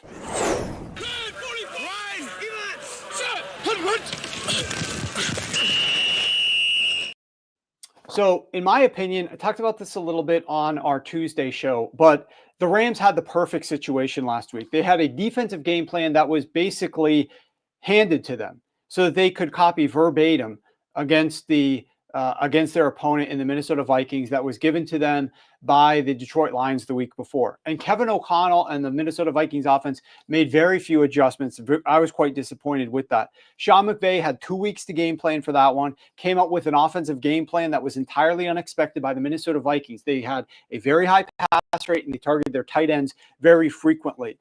This game is very different. This game features short rest rather than 2 weeks to prepare for the Los Angeles Rams, shorter time to strategize as well. The Rams are very good versus teams that blitz a lot. The Rams struggle versus teams that can bring natural pressure. The Eagles are one of the best natural pressure teams in the NFL. I don't actually think that that's Cooper Kupp. We will see if he is washed, though. However, the Eagles are one of the best natural pressure teams in the NFL. As I said, the Rams are good when the defense can generate, are good when the defense can't generate interior. Sorry, the Rams defense is good when they can generate interior pressure versus a weak O-line. The Rams struggle when they don't get pressure. And over the second half of the season, here's the Rams. This is why the Rams, it's so important for them to get pressure on opposing quarterbacks. Here's why. Over the second half of the season, if they get pressure on an opposing quarterback, their defense ranks number 3 in EPA per attempt allowed, number 3 in success rate, and number 3 in yards per attempt. They're allowing only 4.3 yards per attempt, minus 0.57 EPA per attempt for quarterbacks when they're throwing the ball. If the Rams are able to get pressure, third best in the league in all of those metrics. But if the Rams don't get pressure, they rank 30th in EPA per attempt, which is third worst in the NFL. They rank 24th in success rate and 25th in yards per attempt. They are giving up 8.1 yards per attempt. So they move from 8.1 yards per attempt if they can't get pressure down to 4.3 yards per attempt if they do get pressure. We're talking third best EPA if they're getting pressure to third worst EPA if they're not getting pressure. If the Eagles win this game, we're going to talk about this more next week if they do play the Lions, especially if they're going on the road. So this is like a little bit of foreshadowing, but I want to talk about this for this matchup anyways because it could play a role in it. The Eagles offensive line, using ESPN's player tracking data, pass block win rate, which measures how frequently each specific offensive lineman is keeping their assigned defender in front of them rather than getting around them to go to the quarterback. So it's on a player-by-player basis. They rank number 6 best in pass block win rate. So by using that metric with the tracking chips in each offensive lineman, the Eagles offensive line should be great, right? 6th best in the NFL. However, Eagles quarterbacks are pressured, specifically Jalen Hurts, at the 2nd highest rate in the NFL this year. He's been pressured on 41% of his dropbacks. Makes no sense, right? How could the 6th best O-line in pass block win rate have a quarterback who's being pressured on 41% of his dropbacks? Out of 39 qualifying quarterbacks this year, the only quarterback to be pressured more often than Jalen Hurts is Deshaun Watson. As a result of such high pressure, he scrambled or took a sack on 18% of his dropbacks this year, which was right around Caleb Williams of the Chicago Bears. Now think about that horrible offensive line of the Chicago Bears and Caleb Williams, who's a rookie, doesn't know how to read defenses great, specifically NFL defenses, and is scrambling all around there. That's where Jalen Hurts was in terms of his sack/scramble rate on dropbacks. It was 18%. I mean, these numbers are shocking. When Jalen Hurts was pressured, he averaged minus 0.37 EPA per attempt, which is well below the NFL average, which aligns with what the Rams are able to do when they do get pressure. The biggest issue for Hurts, and the reason why they are allowing so much pressure, is his time to throw the football. Back in 2022, when the Philadelphia Eagles went to the Super Bowl, he averaged 2.68 seconds to throw. That ranked right around league average. He had the 9th highest rate of throws within 2.5 seconds and one of the lowest rate of throws where he held the ball for 4+ seconds. This year, his average time to throw is 3.1 seconds. It's the highest in the NFL. He ranks 29th in rate of throws that are within 2.5 seconds and has the number 1 highest rate of throws where he's holding the ball for 4 or more seconds. All of this comes while he's averaging just 7.8 air yards per attempt, which is 20th in the NFL. Think about that for a second. You're holding the ball for 3.1 seconds, the highest time to throw in the NFL, yet your air yards per attempt out of 39 qualifying quarterbacks is all the way down at 20th. Doesn't make any sense. If you're holding the ball, it should be to push it down the field, not to just hold the ball, and still throw the ball at the 20th highest rate down the field. Doesn't make any sense for Jalen Hurts. In 2022, the year they went to the Super Bowl, Jalen Hurts' air yards per attempt was higher at 8.1 than it is this season at 7.8. Yet he was throwing the ball considerably faster and taking considerably less pressure. He was pressured on only 29% of his dropbacks in 2022. This year, it's up to 41%. And this isn't all about just they have a different starting center. This is Jalen Hurts and what he has become since 2022 and what he's falling into, some of the bad habits. And we aren't talking about it a ton. We're talking about like A.J. Brown reading a book on the sideline. And I don't know if it's going to factor in terms of be the difference maker in this game. The reason is because the Rams get pressure at the 28th highest rate since week 9. So the 5th lowest rate. Their 54% pressure rate on Sam Darnold last week, that was abnormal. That is not going to, I forget the guy's name who said, I'll take the over on 90-minute, and we're 4 minutes away from that right now. Well, I'll take the under on pressure rate from the Rams against Jalen Hurts, because in their prior 3 games, the Rams got 27%, 27%, and 18%, which was closer in line with their year-to-date average over the second half of the season, which was only 31%.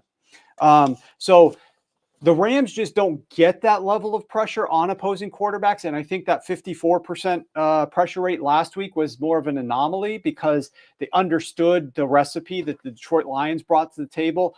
And the Minnesota Vikings offensive line is not as good as the Philadelphia Eagles offensive line.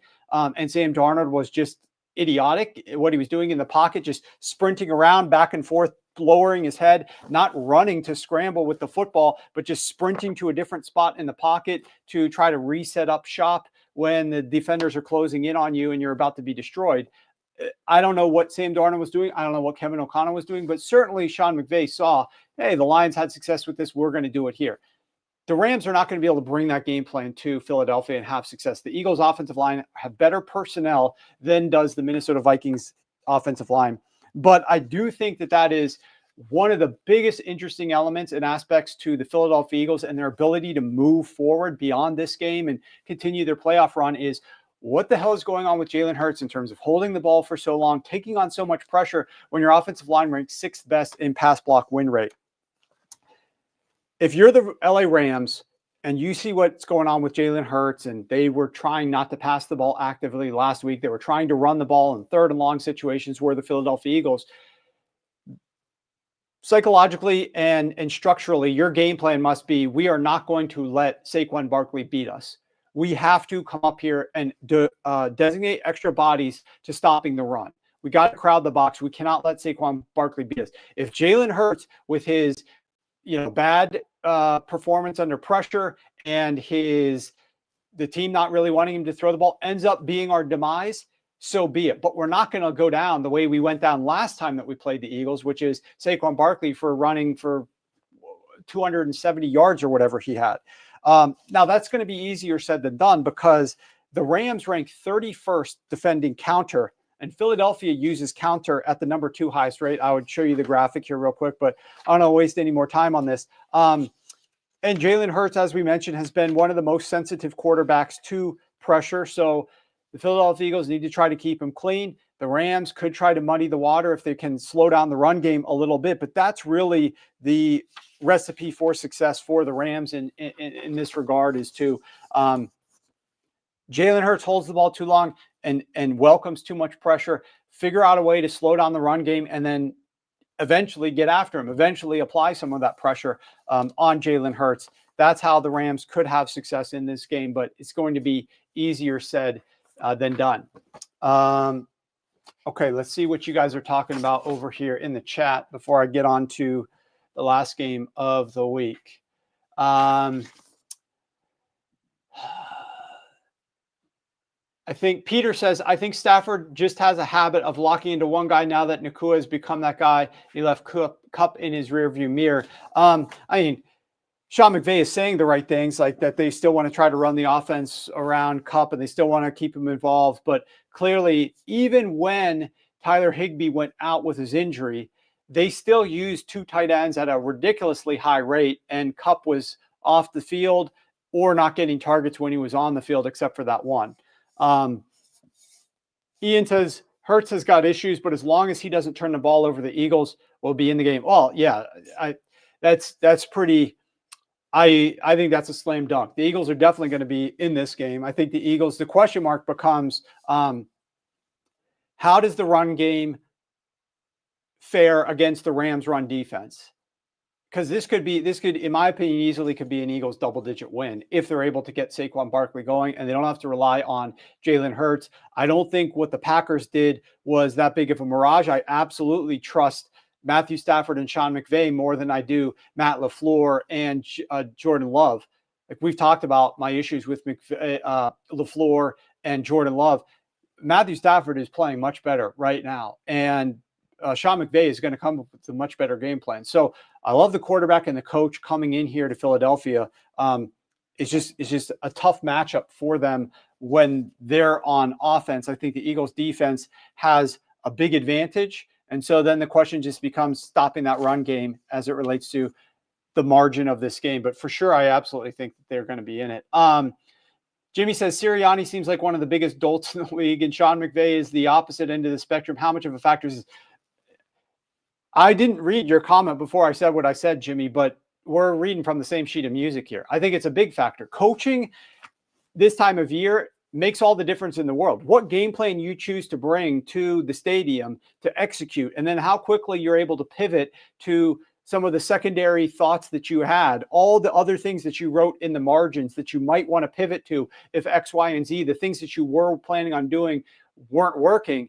That's going to make the difference in the world. I mean, turnovers ultimately at the end of the day could win or lose games, but the coaching and the strategies that you bring to the game is what is going to get you to that finish line, barring turnovers being a factor.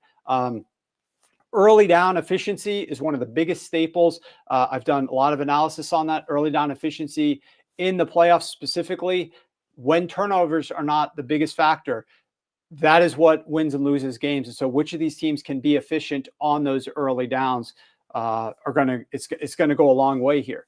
And Peter says, if you don't have a longest prop for us this week, can you please give us your favorite overall prop? Don't worry. I'll give you one, maybe of both. One is not going to count towards the record because it's not an actual longest prop, but I will give you one of those as well. Okay. Let's talk about the Bills and the Ravens.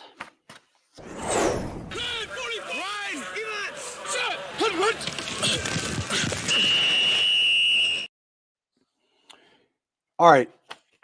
I've talked about this before earlier this week. The Bills' game plan here should be clear and obvious.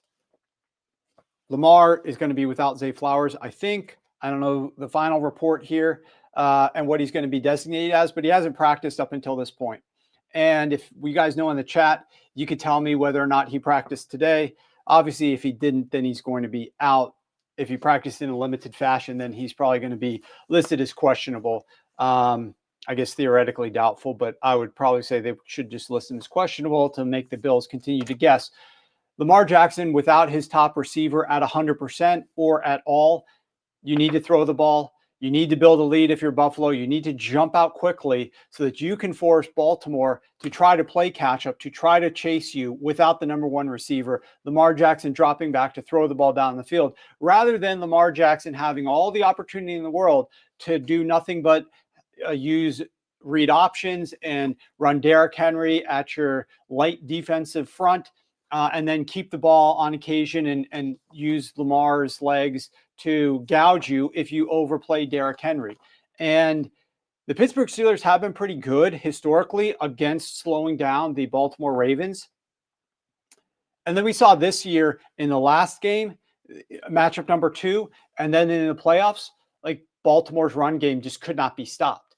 And I'm wondering if we're going to see elements of that here. And this is where I think, because they've seen each other one time earlier this year, this is going to make this game is going to be decided based upon what Sean McDermott decides to do. Does Sean McDermott decide to stop playing his he loves his secondary, he loves the personnel that are in his secondary, he loves his safeties, he loves his linebackers. He likes to play with the lighter boxes, but are they willing to change their defensive strategy to load the box and play a little bit more man coverage to force maybe the Ravens to throw the ball a little bit more because the runs aren't productive enough. The Ravens aren't going to suddenly just pivot to the passing game if they can still get rushing efficiency even against a heavier box. So it's not just we got to give another man into the box for the Buffalo Bills, but they also have to slow that run game down because they have that extra man down there. And then the Ravens might be forced to pass the ball a little bit more. And that's exactly how you want to go out. If you go out in this game, if you're Sean McDermott, you go out knowing that you did everything you could to stop Derrick Henry. You go out with Lamar Jackson in very cold weather beating you through the air. That's how you go out. If you're going to lose this game and not go to the AFC Championship, is because Lamar Jackson had a brilliant day passing the football to Rashard Bateman and his tight ends, right? Like that's how I would want to go out. I would not want to go out because Derrick Henry ran for $150, for $175, or what have you on me. So that's what I would do if I'm him. He's got a great idea of how to slow down Baltimore. I think he's probably got to. That's one area that I sort of trust him in is his defensive game plans and his defensive adjustments. So I kind of trust Sean McDermott in that regard. What I don't trust him is on the offensive side of the football, even though he's not calling plays, his influence in that room, in that quarterback room with that offense coordinator. How are the Bills going to come out and attack this game? And I don't know the answer to that. Are the Bills going to come out here and push that gas pedal down and try to get points early to force Lamar Jackson to abandon the run and chase them? That is going to bode much better for the Buffalo Bills, in my opinion. The Bills' pass defense, getting back to that side of the ball, they rank dead last versus 11 personnel since week 9, but they're top 10 versus heavy personnel. This actually plays into their favor a little bit because we're probably not going to see Zay Flowers. And so the Ravens are going to be using a lot of heavy personnel.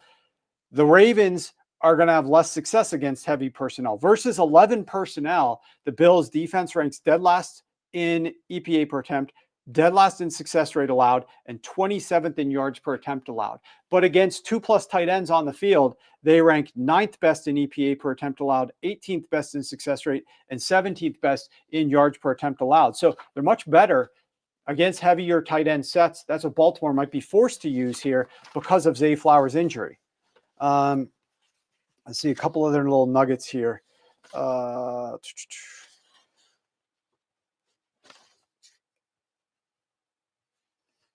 I think that you're going to have a situation here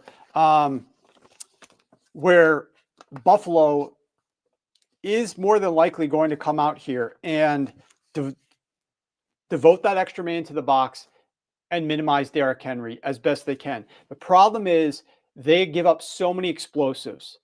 If they devote too much to that box, I think Justice Hill on the perimeter as a receiving back is going to have a good day. I think some of those quick passes with Mark Andrews in there to block and Isaiah Likely out there for some of those quicker passes from Lamar, or his ability to scramble and then find somebody down the field, I think those things come into play. We need to talk about the weather. I don't know if you guys are chatting about that at all, but in Philadelphia on Sunday afternoon, we are currently forecasted for this game kicks off at 3 p.m. 27 to 28 degrees, 9 miles per hour winds gusting to 19, and it's going to snow. According to this right now, it's supposed to start snowing around 2 o'clock-ish. It's going to continue. I don't know how heavy it's going to be. It says between 0.2 and 0.7 inches per hour. I believe that's the rate. That could play a role in Philadelphia playing at home against the Los Angeles Rams. Up in Orchard Park on Sunday afternoon, the weather looks a little bit more clear. It's just going to be really cold. 6:30 p.m. kickoff Eastern time, 14 to 15 degrees at the start of the game, going to be dropping to around 11 degrees by the end of the game. Very light winds, only 3 to 5 miles per hour. Wind gusts only about 10 to 11. It's just going to be bitterly cold. So are these receivers going to catch the football? Are they going to have accuracy there? It is the first time Buffalo has been an underdog in a playoff game. Yes, I believe that you are correct on that. I want to say, because my database doesn't go all the way back this far, but I believe a guy named Evan Abrams over at the Action Network shared that it was the first time since 1970. Their only game as a home playoff dog came in 1967 against the Chiefs, where they lost. So who cares about 1967, I guess. But since 1970, they've been favored in 18 straight home games in the playoffs. You are right, Nabob. The division home dogs are rare and tough customers. Let's see. Exile and Jason are chatting about called out the Bills dead last in EPA versus passes behind the line of scrimmage. We saw the Ravens blow out the Bills with this approach in week 4. Have the Bills improved in this area? They did get some defenders back. You're right. Their linebackers specifically were out there, Exile, in that game. I would have to look up that exact number. I do like Justice Hill as a receiver in this game. He obviously had like 80 yards in the last game. I laddered it, but not high enough. I think Justice Hill could theoretically be in store for another great game here, because if you just put yourself in the mindset of Sean McDermott, if Justice Hill is beating you, I mean, you can live with that, in my opinion. Like, you have to think about what you want to take away the most. I do not want Derrick Henry to beat me. That is the one thing. The Steelers tried that. They crashed down on Derrick Henry. They tried to stop Derrick Henry from beating them. They couldn't do it. And then Lamar was able to use his legs as well. And then you're this dual-headed monster, and you were just beat up all around. You cannot let Derrick Henry beat you here. So let me see here.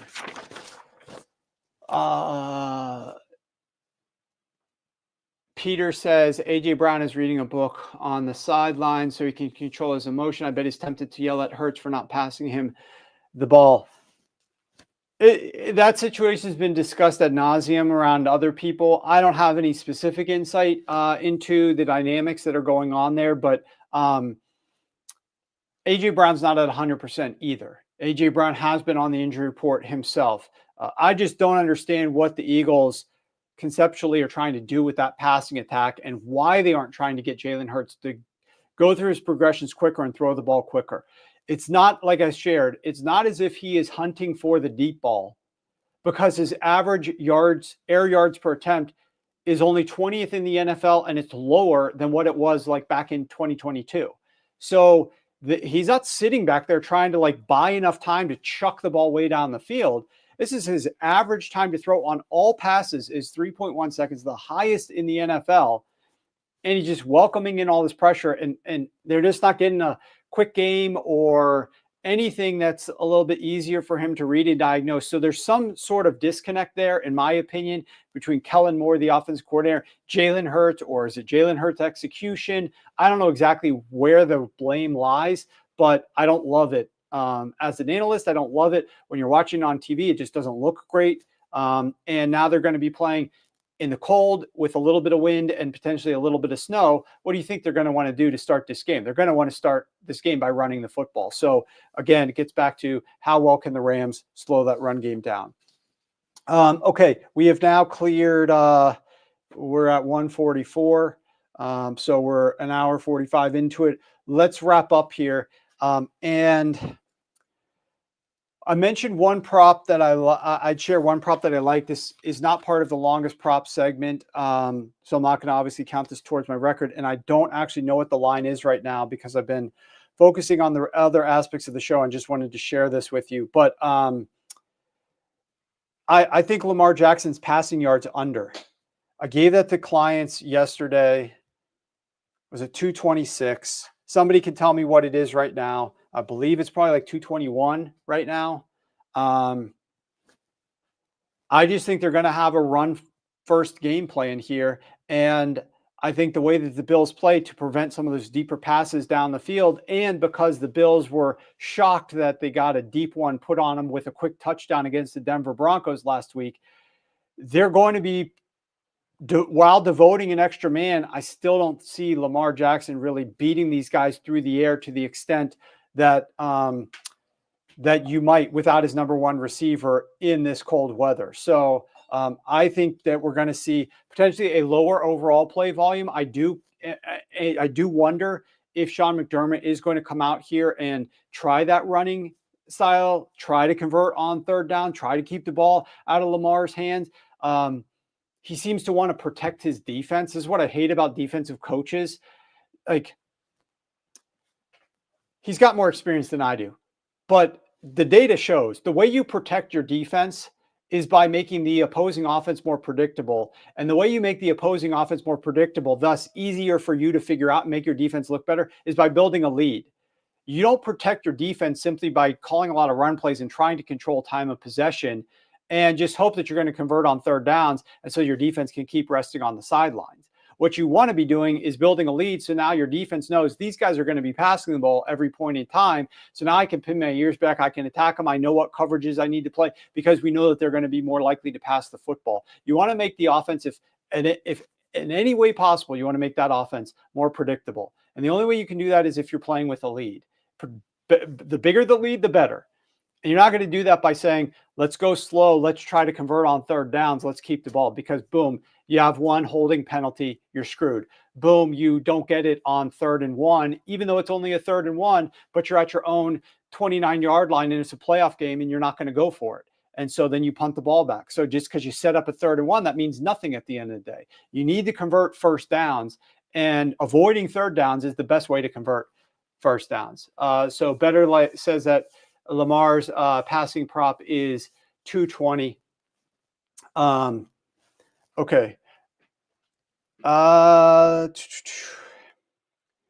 got to do a little bit of work on this real quick. Let me check the line on this one that I'm looking to share with you guys. Just so you guys know, for subs, we are going to have a number of other things probably today and tomorrow from a prop perspective, as well as more so sides and totals and derivatives perspective. So you can use show 60 and you can get 60% off of that. I think we shared that earlier. You can pop that back up there, Matt. Let's see. Okay, here we are. And all right, let me get this coordinated to get out to our subs, because I always give them a quick shot at this before I give it to you. I will be crystal clear with you guys here. We're not going super heavy on this because I do like this. I like this player. I like the situation that he's in. I like his longest over, but I also like his total yards over. There's a couple things that I like about him. So if I had to play one bet here, I don't know that I would choose this particular one more so than several others. But I do like this one. So what we're going to do, I'll give you some of the logic after this in a second. But what we're going to do is I want you guys to navigate to the Detroit Lions Washington Commanders game. I'm not going to give out, by the way, I'm not giving, it's 224. So you could get Lamar's passing yards under at better numbers. Ian says it's 224.5 at ESPN Bet. Jason says it's 221.5 at FanDuel. So always with props, they're so crazy, which is why I try to help steer clients into the location where they can get the best line. Because if I just give out a number, then you're the ones hunting all around for the best number. I'm trying to come out for the give you guys an idea of where you can get the best line here on these props at a big retail book. Let's look at the Detroit Lions game. And we're going to, I want you to go to ESPN Bet if you have it. If you have ESPN Bet, go to ESPN Bet. That's where you're going to get the best number here. If you don't have ESPN Bet, go to FanDuel. And if you don't have FanDuel, it's pretty much the same everywhere else. DK, Bet365, Hard Rock, BetMGM, all of these are reasonable numbers. So priorities would be go to ESPN, secondarily go to FanDuel, otherwise go to one of these other spots.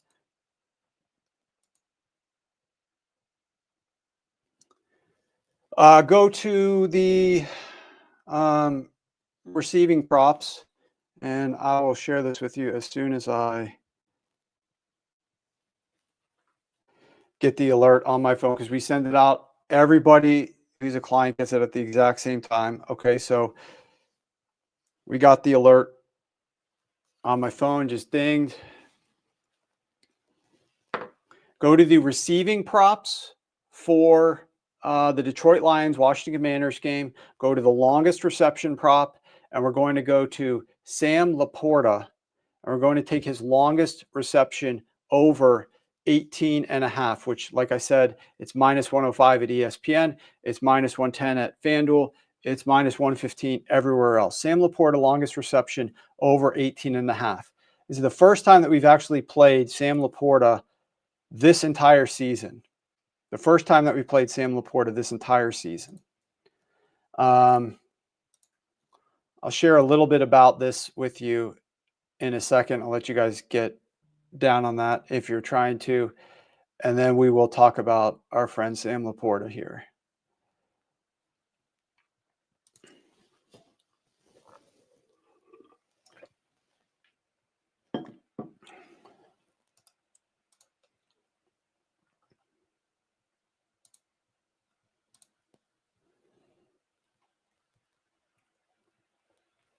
Okay.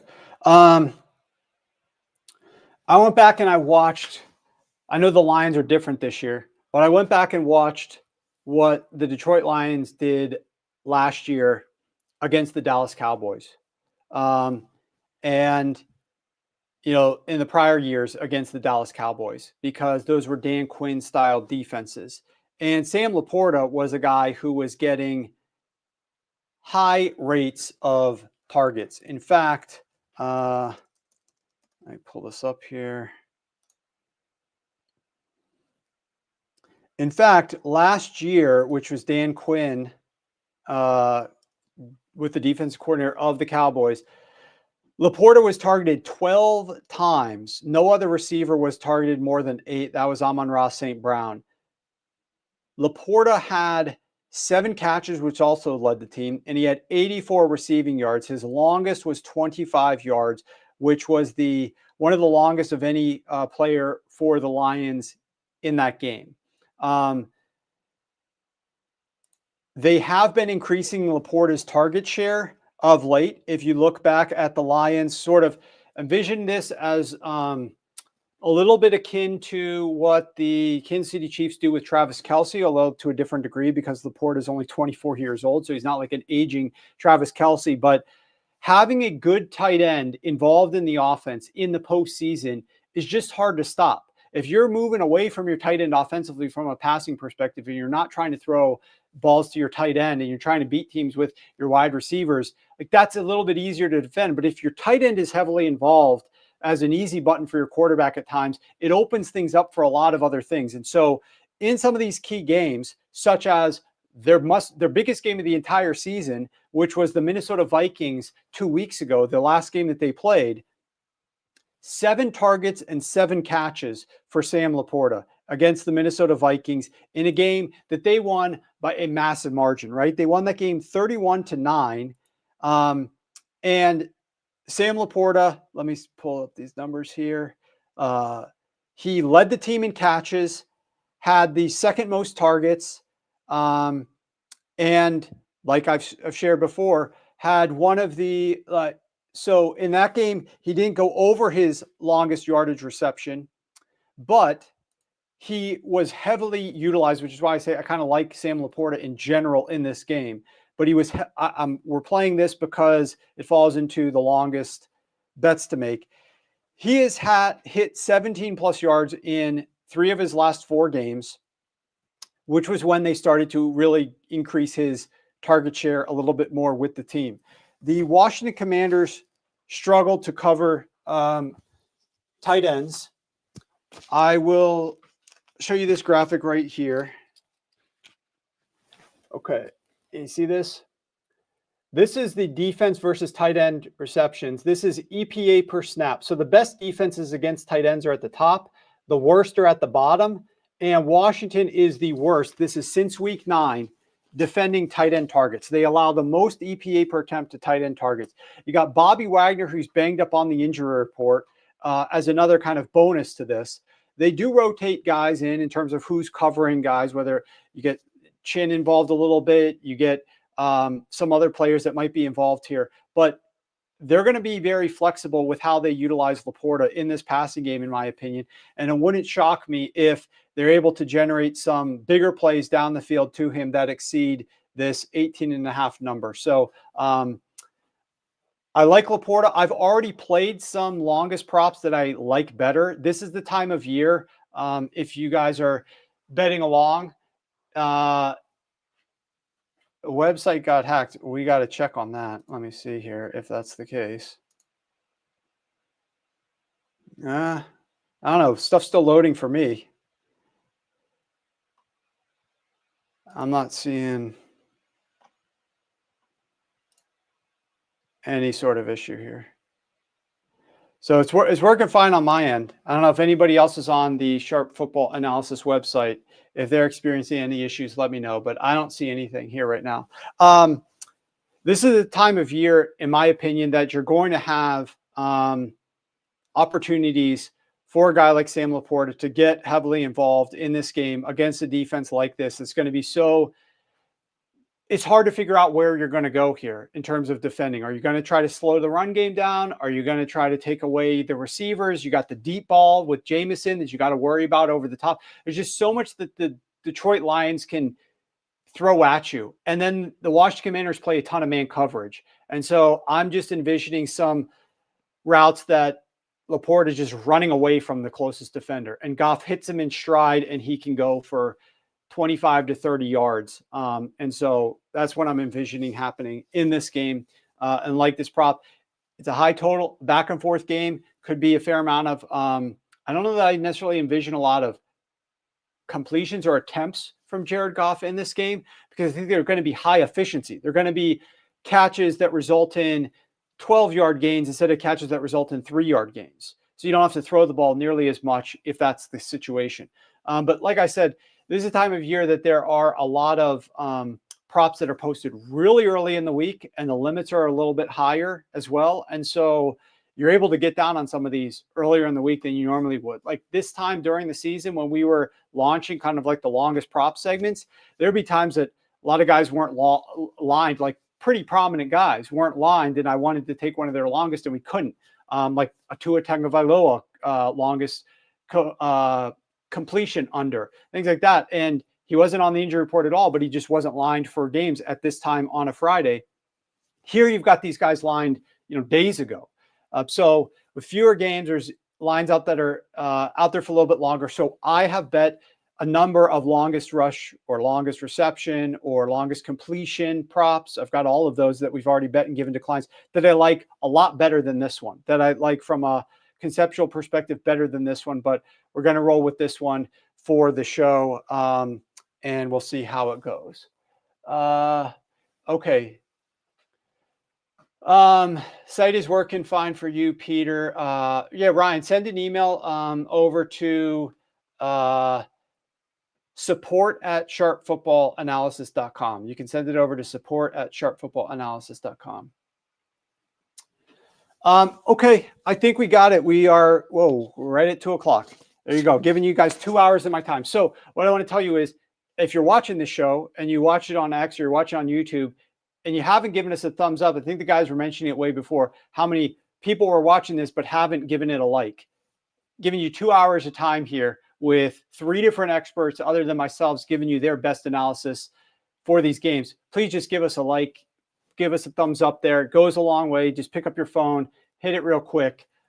We really appreciate it. We're trying to build this channel for now and for the future. We also have been working behind the scenes on a very special Super Bowl show I think you guys are going to love, that has a lot of fan involvement, a lot of audience involvement. If it goes off the way that we want it to, some of you guys might be prominently featured in the show if you want to be. So stay tuned. We're going to have some announcements on next week's show probably that share a little bit more into this, but this Super Bowl show that we've got is going to have a lot of people involved, like a lot of experts that aren't regularly on this show. They're going to be able to give you great information, but potentially also a lot more of your involvement as well. And I think it's a great idea and great concept. So there we go. That's it for today. enjoy all of the games. I won't talk to you until after the national championship is over. So good luck to all your bets here in the divisional round. One of the best weekends in football that we got left. Cherish it, but also we got to hope that all of our bets come through for us. And we will see you guys same time as always, Tuesday at noon Eastern.